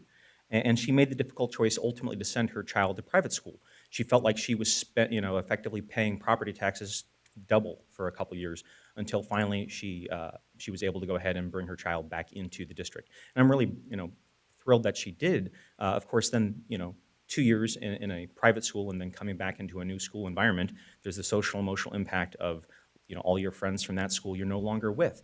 And these are the choices that our families are making. And it's not just in my neighborhood, it's not just in your neighborhood, it's all over the district, okay? There are no easy answers to class size. We can't just throw an infinite amount of money, right? Mr. Willis spoke about our district's finances, and we know that everything is tight. There are constrictions on funding and a myriad of problems that go with it.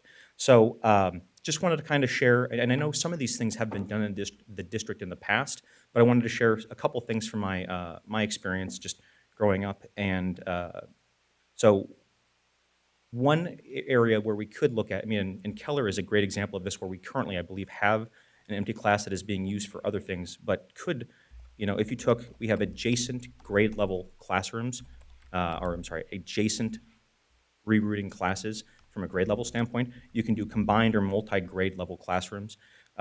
Research generally shows that neutral to positive effects on student performance, and actually especially for the younger cohort, and then also from the maturity level of the older class. If you've got a second grade and a first grade combined class where you take 3 to 4 kids from each of the 6 sections of those grades at that school, you put them together, you reduce the class size of all 7 classes.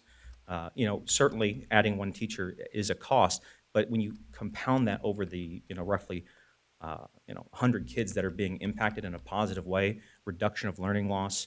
And of course, if you have a first, second grade class like you do in Keller, that cohort of children is going to stay larger. Thank you, Mr. Shannon. I'll wrap it up. Yep. 1 second. Board members, are you opposed to giving more time? No? No? Good. I need 30 seconds. Thank you, Mr. President, Dr. Wilson. And the final thing I'll say is looping is where you've got, a teacher who's in kindergarten, moves to first grade with the same cohort and stays with them. The advantage there is the law, you don't have that reintroduction to parents and to children, and that actually does reduce somewhat. My one thing I'll say on that is that nobody likes to be voluntold. We shouldn't just be doing that to teachers without them being either incentivized or hopefully volunteering and enjoying it. Hopefully they're loving their kids and they want to stay with them. We don't want to just thrust that on our teachers. So ultimately, there is no easy solution for class sizes, but we do need to address it because it's negatively impacting the learning loss in our district. So thank you, and I appreciate the extra time. Yep. Thank you. Yep.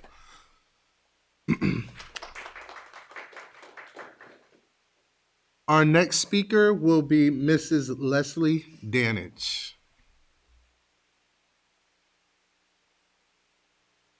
Good evening, Dr. Karat and members of the board. I did want to say 2 things actually really quickly. Earlier during the presentations, I heard several people mention Paul Burse and Angelo Parker with ROE. I also have nothing but praise for those gentlemen. Just last week, one of my students came running in at like 9:05 and I said, you made it. And she said, yeah, Mr. Parker came to my house and said, well, do you want to go to school? So he just brought me. And so she was very excited, but we see them weekly at Hines. At the last board meeting, I mentioned that I will be back with an update on class size and student discipline. The PFT has met with the administration since then to discuss both. We've identified a few targeted schools and have both committed to ongoing communication specifically from now until winter break that focuses on student discipline and a better learning environment for students. So I did just want to give an update so that everyone was aware. The class size committee met last week. While there have been some improvements, specifically at the middle school level, we do continue to have 40-plus classrooms that are over by 1 or more student. The changes, in our opinion, have not only been due to mobility, but also due to students being placed in alternative settings like game changers. That is a positive for both classroom teachers and students that are in overcrowded rooms. Another positive is that we only have 1 classroom that is over by 3 or more students. That classroom is at Northmore and has been at that enrollment count since the first day of school. The 3 second grade classrooms at Northmore share a teacher assistant that was provided by admin and was discussed during the last class size update, but just in case you missed that. There's no change to the admin position, that all the schools have adequate teacher staffing. For our part, we have offered that the best way to meet the goal of maintaining the class sizes listed in the contract is to appropriately plan for teacher staffing next year. This process typically begins in February. Our ask is that the admin post positions then for both internal and external teachers to apply. And I bring that up because I do not see the harm in potentially having 21 students in 4 classrooms at buildings like Northmore instead of 27, 27, and 28 in 3 classrooms. The same can be said for having 4 kindergarten or first grade classrooms of 17 at schools like Charter Oak or Keller instead of 3 classrooms of 22. In middle school with continued overages, the solution for us is as simple as going back to their 2024 or 2025 staffing. Most of those buildings lost a position. I don't think it's fair that we continue to say that we can't staff for these numbers if we aren't posting positions or we're making cuts. The admin part of the class size committee has committed to emailing PFT with building closures and reroutes if they are open due to drops in enrollment. So I just wanted to say, because we are in November, right? And I've talked a lot about class size, so I want to be sure that I communicate with everyone what's going on, so that everybody has all the information, right? Because I know some of you check in with me from time to time.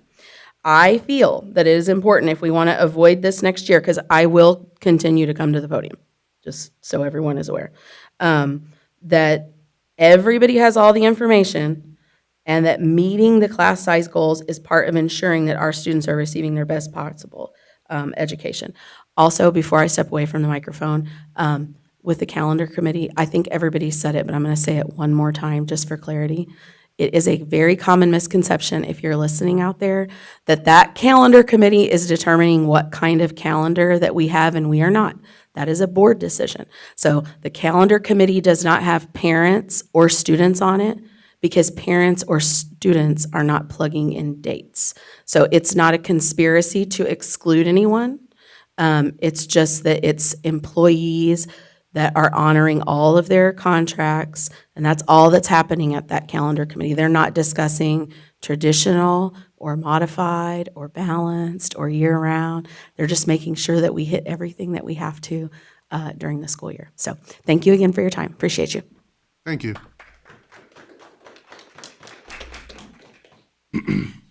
Our next speaker is Mrs. Hetty Elliott.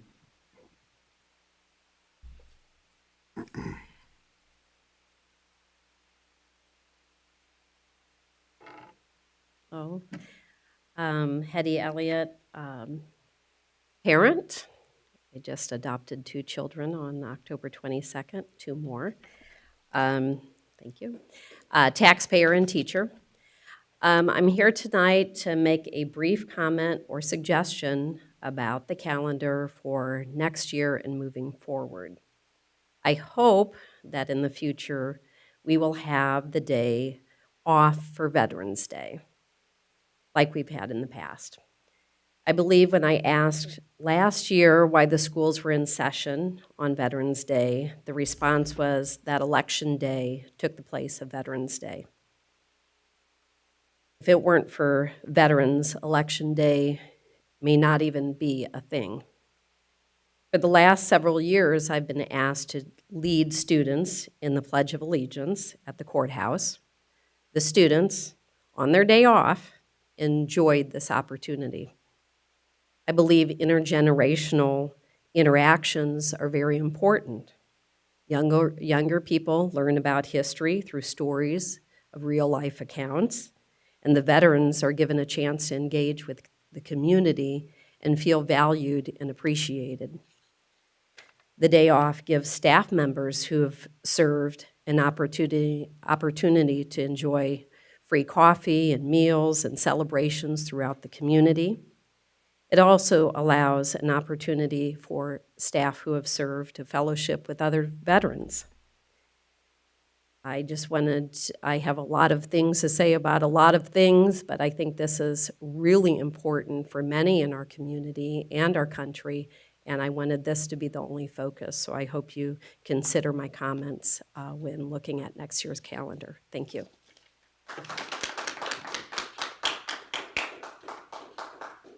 Thank you. Our final speaker for this evening will be Miss Lynette Compton.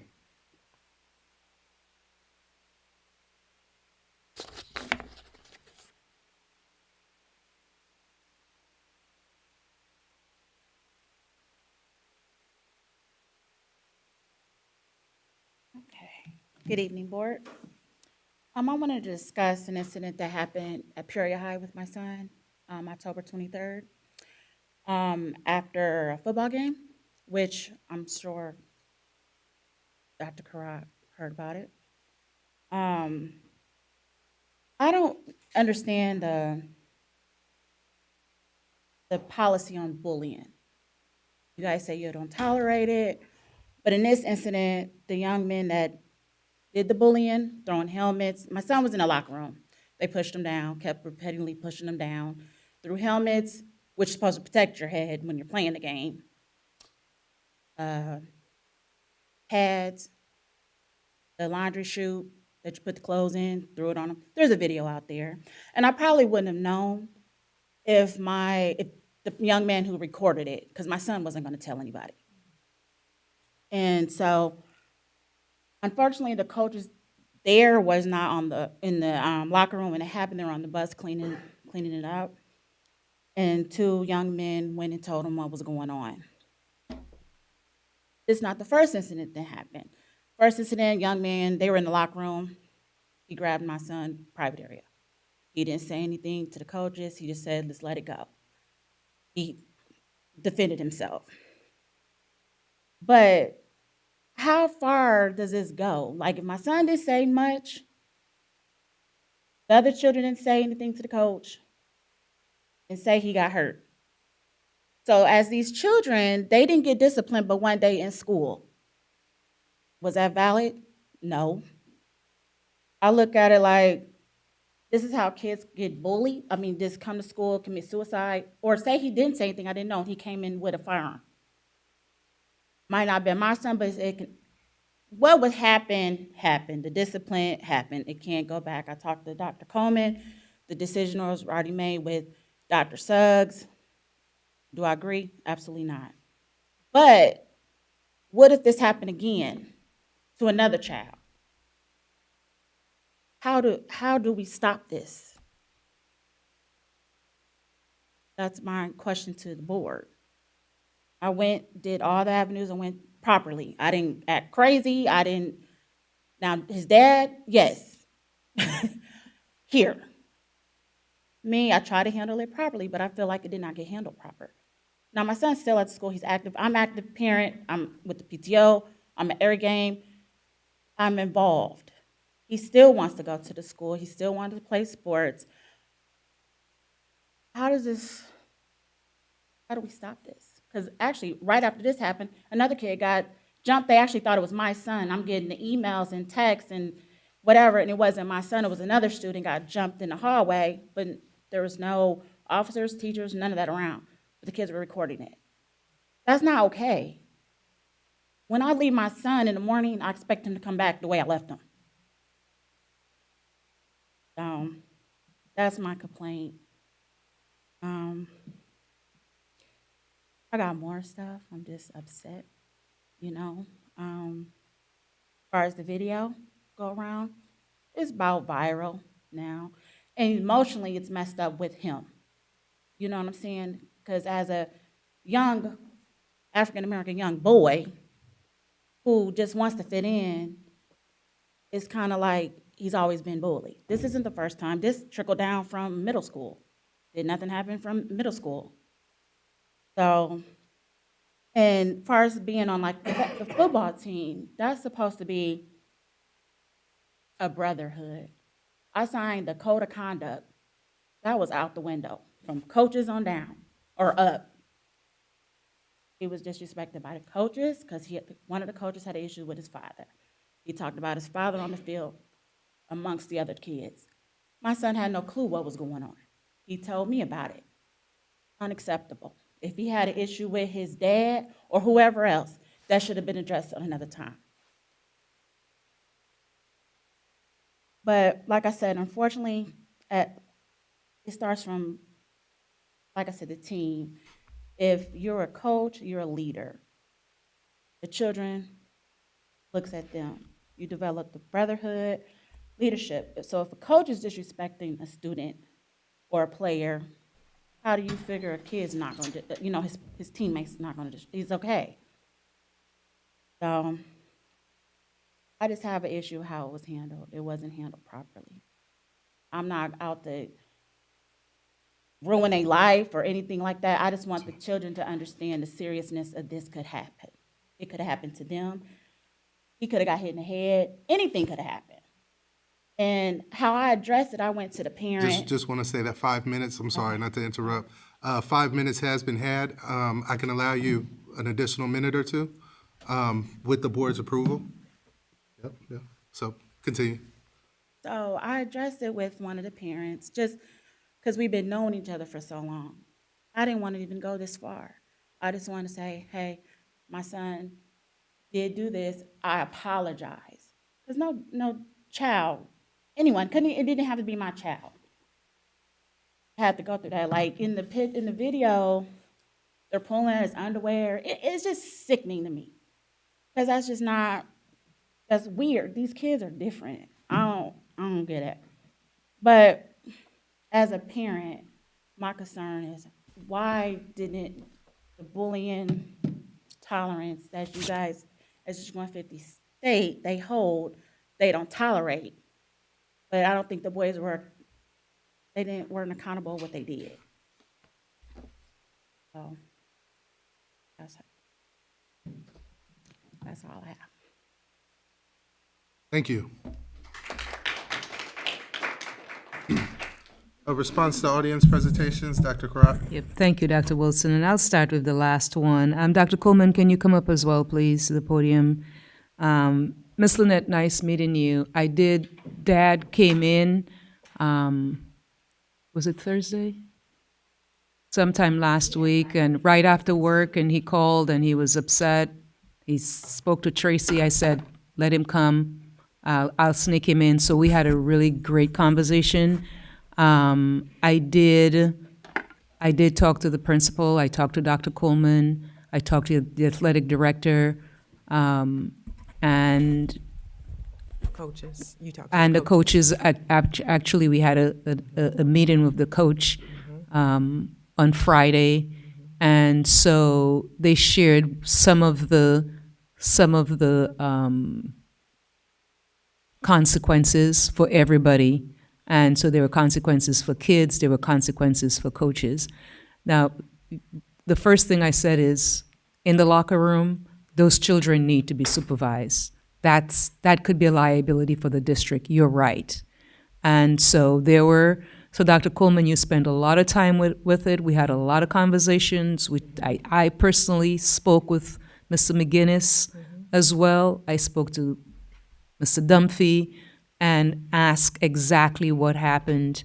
And I was okay with what they had given out, what they dished out, the punishment that they'd given to each. And they said they're still looking around and cleaning house. That's what I heard. Yes. Okay, so you were closer to it than I was, Doc. And so I just wanted everybody to hear also how serious we took this very, very seriously. So it's nice to meet you. I did meet the dad, and he was very, very, very passionate. And we had a long conversation, a great conversation, and I told him what I was going to do with my team. So, Doc, you want to add to that? After hearing details of what occurred, I went to Peoria High the next day. So you did talk to Mom, right? Yes. Okay. We have been in constant communication. And I spoke with Dad. I've been in constant communication with him. And I've also talked to their son, so I've been checking in on him as well. So I went to the school, I talked to the coaches, I talked to the athletic director, I talked to a few of the students. I didn't get to catch up with one of them until later in the week, but I talked to all of the students that were involved.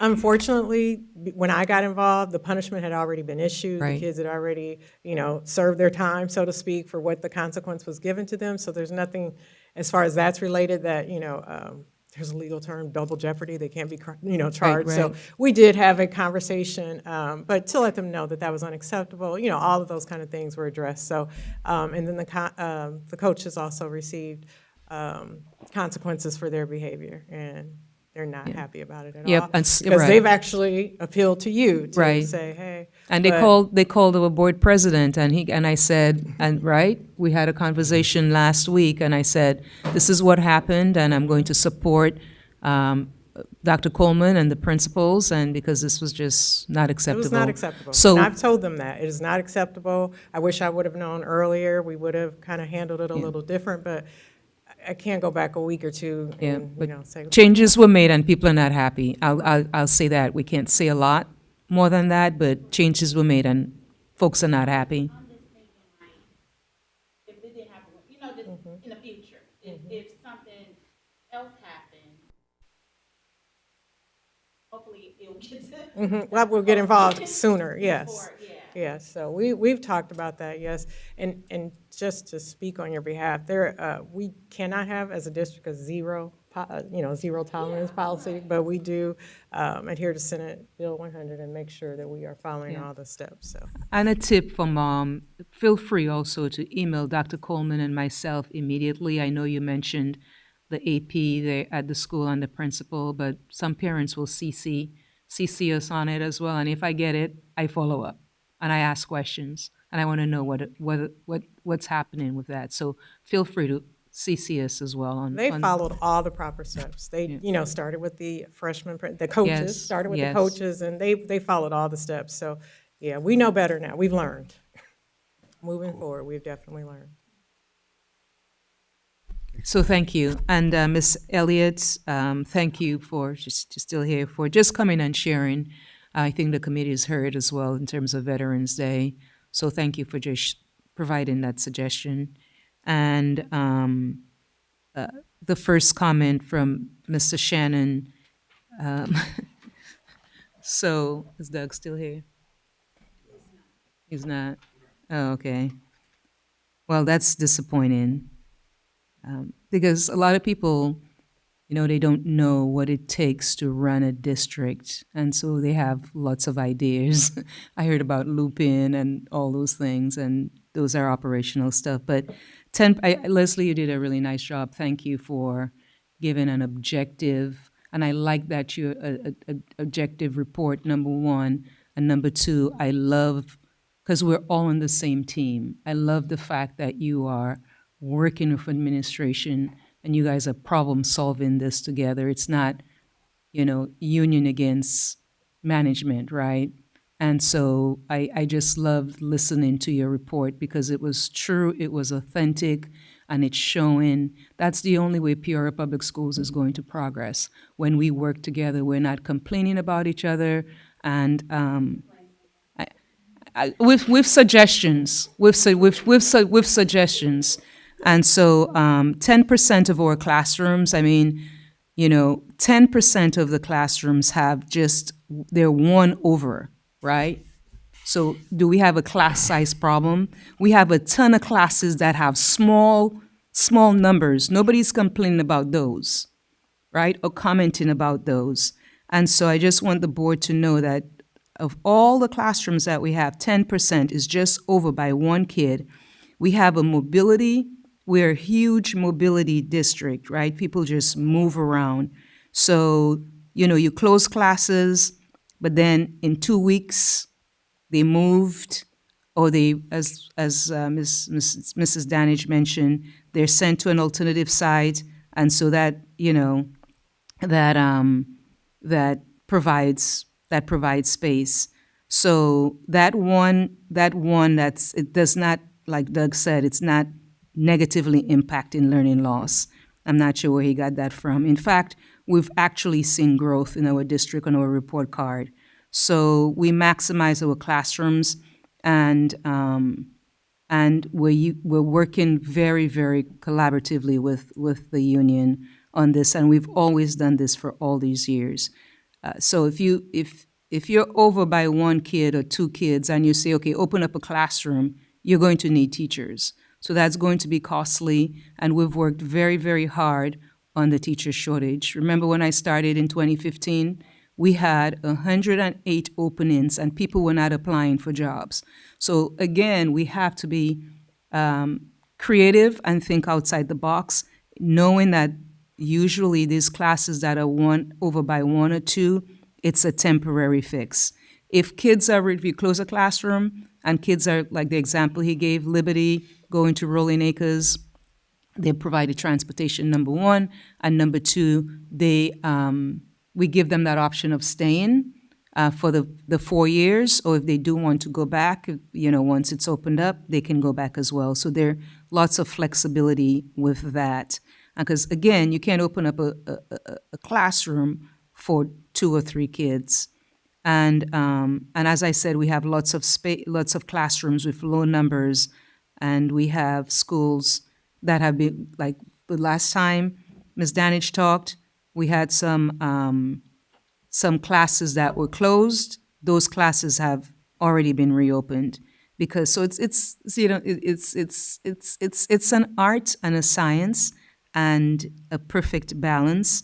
And I think we have that down pat. So let's see who else. And I did reference Ms. Danich as well. So give her some kudos for working with the team. Appreciate it. Thank you. Thank you. All right. Lynette, thank you for sharing your story with us. Mrs. Compton, I'm so sorry. And as a mother, you want to send your kids to school and know that they're safe. And a lot of these things the board doesn't hear about. And it hit me to think that these kids spend so much time playing football together. You want to know that they're defending each other on the field and off the field, and that our coaches are modeling the right behavior to encourage our guys to act right to each other. So thank you for pointing that out to us. I appreciate it, and I'm so sorry for your situation. Thank you. Now we are at the point in our agenda for information items. Item number 1, superintendent update. Thank you. Speaking of Veterans Day, Ms. Kostick is ill today, but she served in the military and just wanted us to recognize her and kudos to thank you for your service, Brenda Wilson, our board member. So thank you. And we have 3 board members, Dr. Larry Ivory, Brenda Wilson, and Mrs. Kostick, all served in the military. Thank you all for your service. Appreciate you. And let's see, we talked about the wraparound center. You know what? I just wanted to share this with you. I do get weekly updates from our staff. And Lynn Fair, who's down at the wraparound center, I get her weekly update, and I read it every week and with interest because it kind of keeps me grounded in terms of who we are and our clients that we serve, our parents and kids that we serve. So I took an excerpt from her weekly update. It says, "It was another busy week at the center. Unfortunately, there seems to be a bit of panic in the air with our families. We were bombarded with calls for assistance to pay power and water bills, as well as people needing help finding a place to live due to being evicted. And the number one thing this week was food. People are in desperate need of extra food assistance due to SNAP benefits being cut. And so she says, I fear the situation will get worse before it gets better. So, and she said, I'm hoping for the best. So I just wrote, feel free to support the food pantry at our wraparound center. And then congratulations, speaking of Peoria football team, and that was the younger ones, right? The freshmen. So what we just heard about with the freshmen. So the varsity, we had an event on Saturday where we had the game. So after the event, went to the game, and I got to the game, raining, pouring rain. The score was 16-27. I had called it out. I'm like, oh my God, we're not doing well, but I'll still go and walk around and chat with the kids and parents.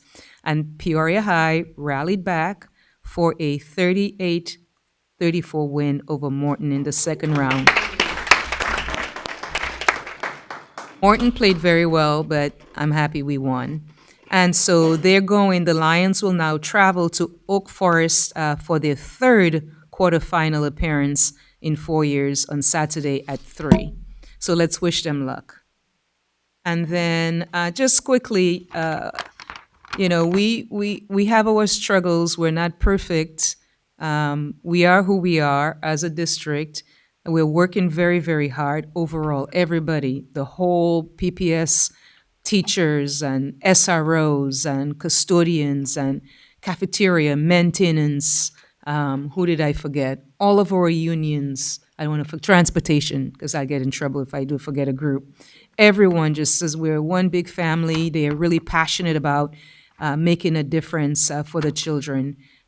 So PPS continues to move forward. We did receive our 2025 Illinois report card highlights. Despite serving one of the highest percentages of low-income and mobile students in Illinois, our progress is remarkable. 52% of our schools were rated as commendable or higher by Illinois State Board of Education, including Annie Jo Gordon with 91% low-income kids. They are a commendable school. They have a great principal, Ms. Fabian, and the teachers and her kids and their families. They have rallied, and they are just really focused. They're already like, Doc, we're going to be exemplary next year. They're so excited, and I wanted to give kudos to them. And we have two, and all of the schools, actually, you'll listen to this, we have two schools that earned exemplary. Last year, remember, we only had one. It was Reservoir. And this year, which means this is their fourth year in a row that they're exemplary in the top 10% of schools in the entire state. And Northmore joined them this year. So yes, we recognized them this morning. And then we have 10 schools that earned commendable, 0 school earned comprehensive designation, and we have 1 school that received an intensive designation, which we were really all shocked about. But I said, don't cry, don't worry about it, keep working, keep your eyes on the prize, continue to do what you guys are doing. They're going to be commendable next year. They're intensive right now. We have 1 intensive school, and so next year they will jump comprehensive, they'll jump targeted, and they're going to go straight to commendable. We're all putting money on it. So, and then we have 4 schools that advance 2 levels in designations, and that's quite a lot of our schools on the south side. They were either intensive, now they're targeted, or they were comprehensive. And so the schools are making really, really great progress. So what I'm seeing is we're raising expectations, we're improving proficiency, and we're closing our equity gaps. So I just kind of wanted to share that with you. Again, special thanks to Annie Jo Gordon, special thanks to Northmore, special thanks to all of our schools. It goes back to the leadership as well. So it was a little long. I'm sorry about that. It's fine. Thank you. Question for Dr. Crott. Can you explain, which I haven't quite understood, what the State Board of Education, the changes State Board of Education made? People are saying they lowered the standards so that schools could, go up. Can you explain what that meant? Yeah, thank you. So they recalibrated, and what do they call it? Right sizing proficiency. There's a term that they used, recalibrated proficiency. And so essentially what they have as a group and as a state, they've said we've left a lot of kids behind just based on our cut scores. And so they've just adjusted their cut scores. And so someone asked, I think when we had our press conference with the media, the kids still have to be able to meet those standards. The standards did not change. It's just just the cut scores that were recalibrated. Can somebody make that more simple? Can you simplify that? And I mean, I understand that, Okay. what you Is just that said a about the little cut better? scores, but, because Okay. they've done it before. They've done it And before. many of our school districts, look great, and it, it's because they changed the Yeah. rules. And even if they had not changed it, our proficiency was still going, would still have been up. Because guess what? Our growth, have you seen the growth? And actually, Ms. Ross, thanks for asking, because they said, don't compare the proficiency. They told us all of the 852 districts in the state of Illinois, do not compare, don't even necessarily talk about it. Look at your growth, because your growth is constant. Yeah, and that's kind of what I was looking at, the information that was provided to us both by the Journal Star and. Yeah. Okay. And it's hard for the media to kind of comprehend. It's so complicated, and they don't really get it right at all. But I would say the growth is very impressive. We're doing a great job as a district growing our children, especially because a lot of them come in a year or 2 or 3 or 4 behind, and so we're definitely growing them. When the scores come, our report card for 2026 comes out next year, at the end of October. It really always does.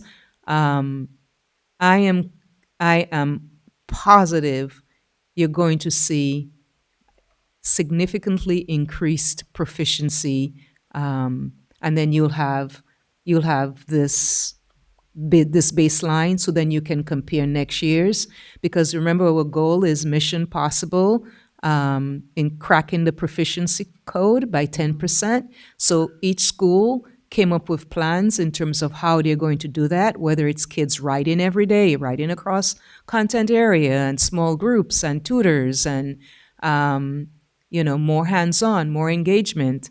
So I think the message is we still have a lot of work to do, but we're definitely heading in the right direction.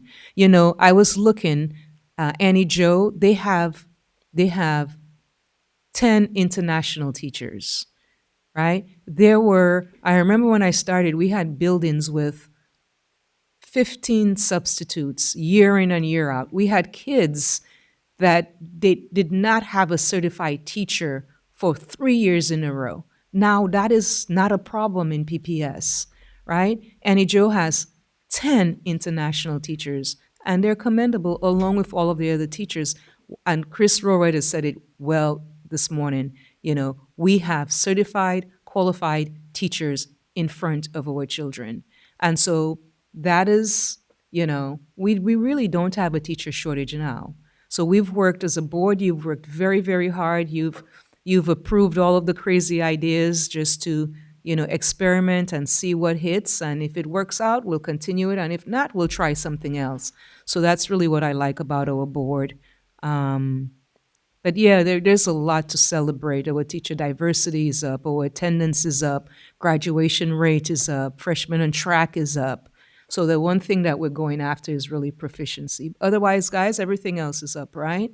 And it's just individuals in the classroom doing a great job, great leaders, great central office folks, our transportation folks, getting our kids, our SROs, thank you, our SROs, you guys are helping as well, and making sure that the bullying, and we could talk, also I have some ideas of some of the things that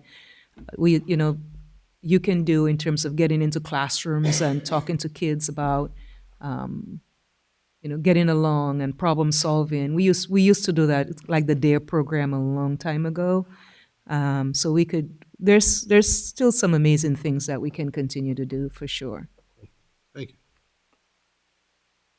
Any other questions, Dr. Crowd? All right, thank you. Item number 2 under information items, financial update. McWillis?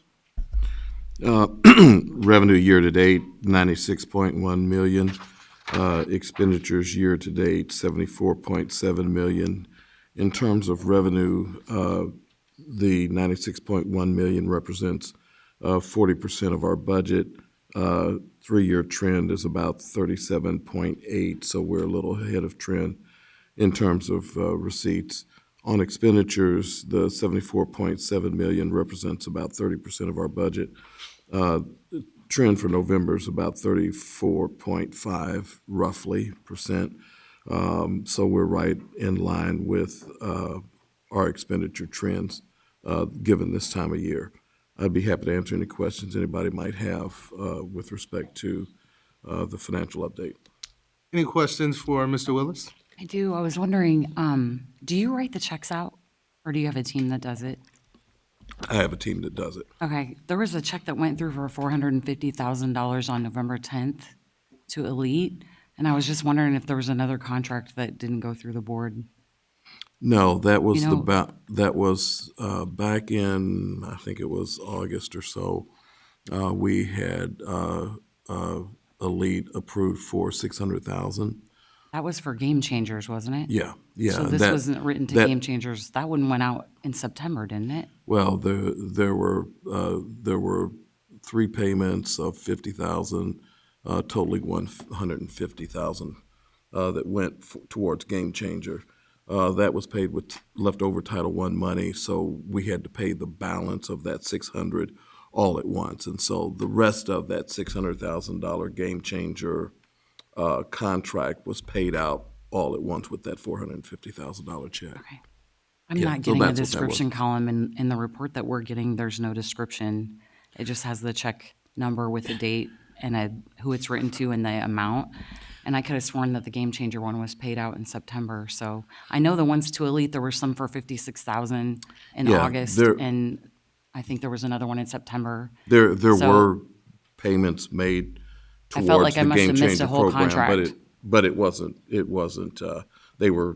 in the $50,000 range, and here that 450 paid out the balance of that. So that was for the 600. Game Changers, not the Elite Community Outreach. It Correct. was It written was to for the- Elite Community Outreach.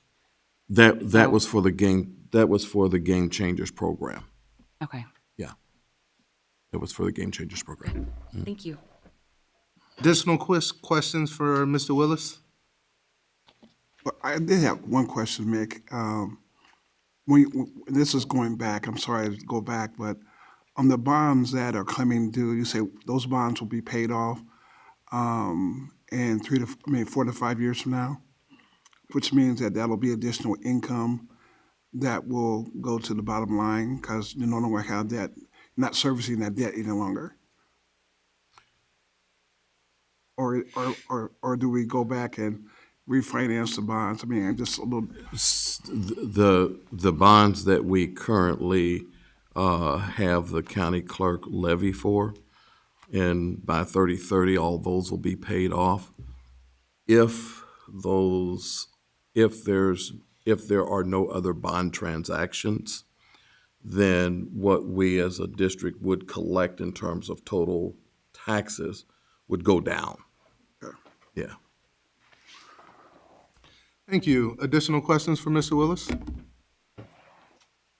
Seeing none, moving along, we have item number 3, proposed expenditures over 2,500.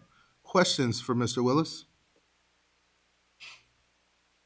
Seeing none, moving along, we have item number 4, report on requests under the Freedom of Information Act and status of such requests. Thank you, President Wilson. Since our board meeting on October 27th, we've received two new requests, and we had 0 pending requests noted on the 27th. So to date, we have received 48 requests for the 2025 calendar year, for a total cost of $2,350. Thank you.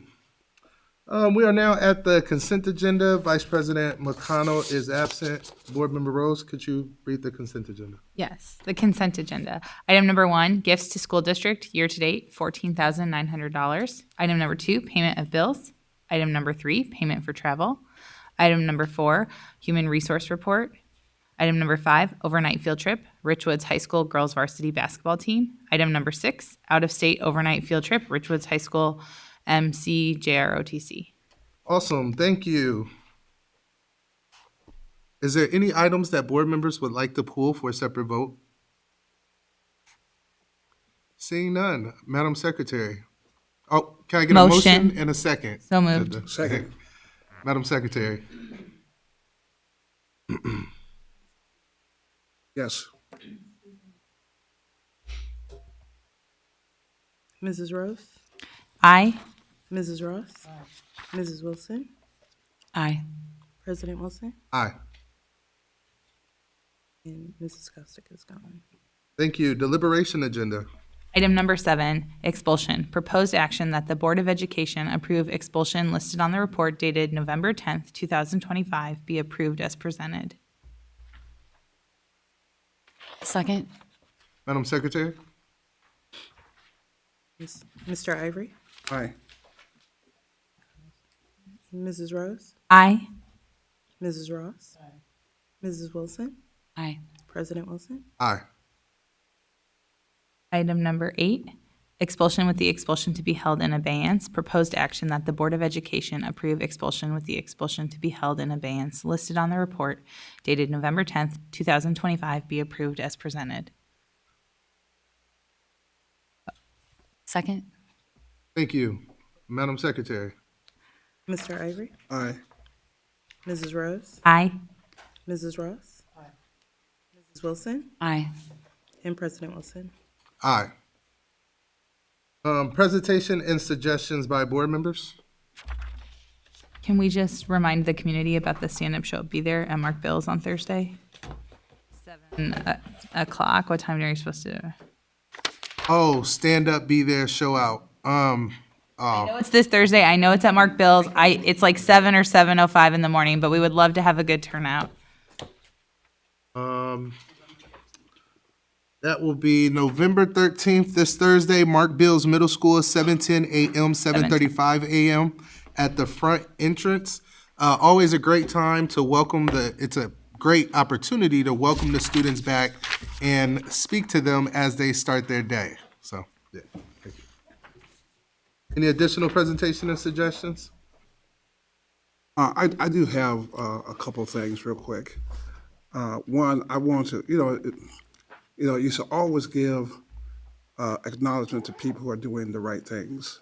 And I think our SRO and the leadership has done a phenomenal job. And I keep hearing how responsive they are. But I was disappointed, quite frankly, when I went to the chief's house and I saw the car he was driving. And it was embarrassing, quite frankly, that a person in his work and the wonderful work he's doing, that the vehicle was rusted. It was really just kind of deplorable from my perspective of representing the school district, quite frankly. And I think we can do better than that. And so I always want to be an advocate for people who are doing the right thing. And I think we all agree, at least I've heard from everyone say that, hey, our SROs will do a great job. I think if they do a great job, they ought to be treated like that, like anybody else. And I know there's a lot of leadership who have wonderful vehicles that they can get around. And quite frankly, he's driving his vehicle far more than anyone else. But to have a vehicle in that condition is kind of disappointing. So I'm simply bringing it to a fact because I saw it myself. If I hadn't saw it, I wouldn't have brought it up. But I think we can do better than that. My last comment I want to bring to the light is that I'm still very disappointed in the actions of my colleague. Unfortunately, I live in her neighborhood. And the fact of the matter is that she tarnished my name. And she tarnished all our names. And what really offends me most of all about this is that I'm not the kind of guy, if you read my resume, that, I'm a fair guy, but I'm not the kind of guy who will hold my peace when I think something is wrong. What really bothers me about the incident that Rose did is that she went to my neighbors in my neighborhood and made those comments. So it made me look like I was doing something ethical. When you say that we're giving our friend contracts, I like to know what friend did I give a contract to, because I have no friends I know who have a contract. If you're talking about the search firm, I don't know Mr. Milton. He's not my friend. He's never had dinner with me, had lunch with me, or did anything to that fact. But for you to say that Larry Ivory is giving his friend's contract is a detrimental, it's a undermining my character and also to our neighbors across the board rows in terms of the things that you think that we've done. Now, what also offends me very much so as an advocate for Black businesses across the country is that when you say giving contractors rent, the school district has been around over 120 years. African Americans have done very little or no business, virtually to speak of, over a long period of time. And it's always amazing to me when Caucasians or anyone say, well, Black people are all of a sudden getting contracts.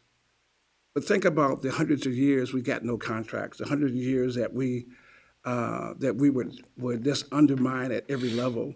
And those are facts, those are data. Everything that's bad, like Dr. King said, of the good things in life, Black people have a small portion. Of the bad things in life, we have a double portion. So when you lack that type of insensitivity to me, it makes it hard for me to work with you because it tells me you don't understand the challenges that I face and that other people like us face. And you did not give me an apology, nor did you give this board an apology. And I'm disappointed in that.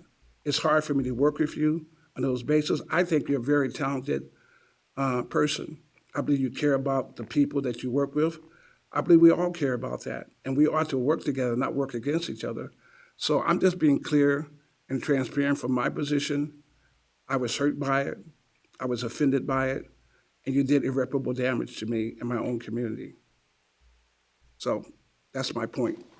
And at some point in time, we need to address it. Thank you. Additional presentation and suggestions by board members? Seeing none, reports from board committees. The policy committee's meeting is this Wednesday, November 12th at 1:30 p.m. in the media room. Thank you. The Behavioral Intervention Committee's meeting this Friday, November 14th at 11:30 a.m. Thank you. Buildings and grounds.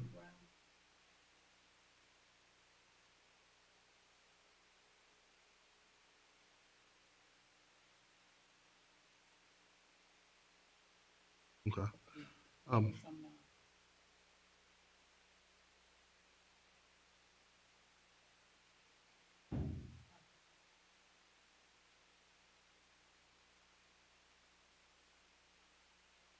Thank you. Procurement Committee? Okay. Thank you. It is now 9:01, and I would like to adjourn the school board meeting. Yes.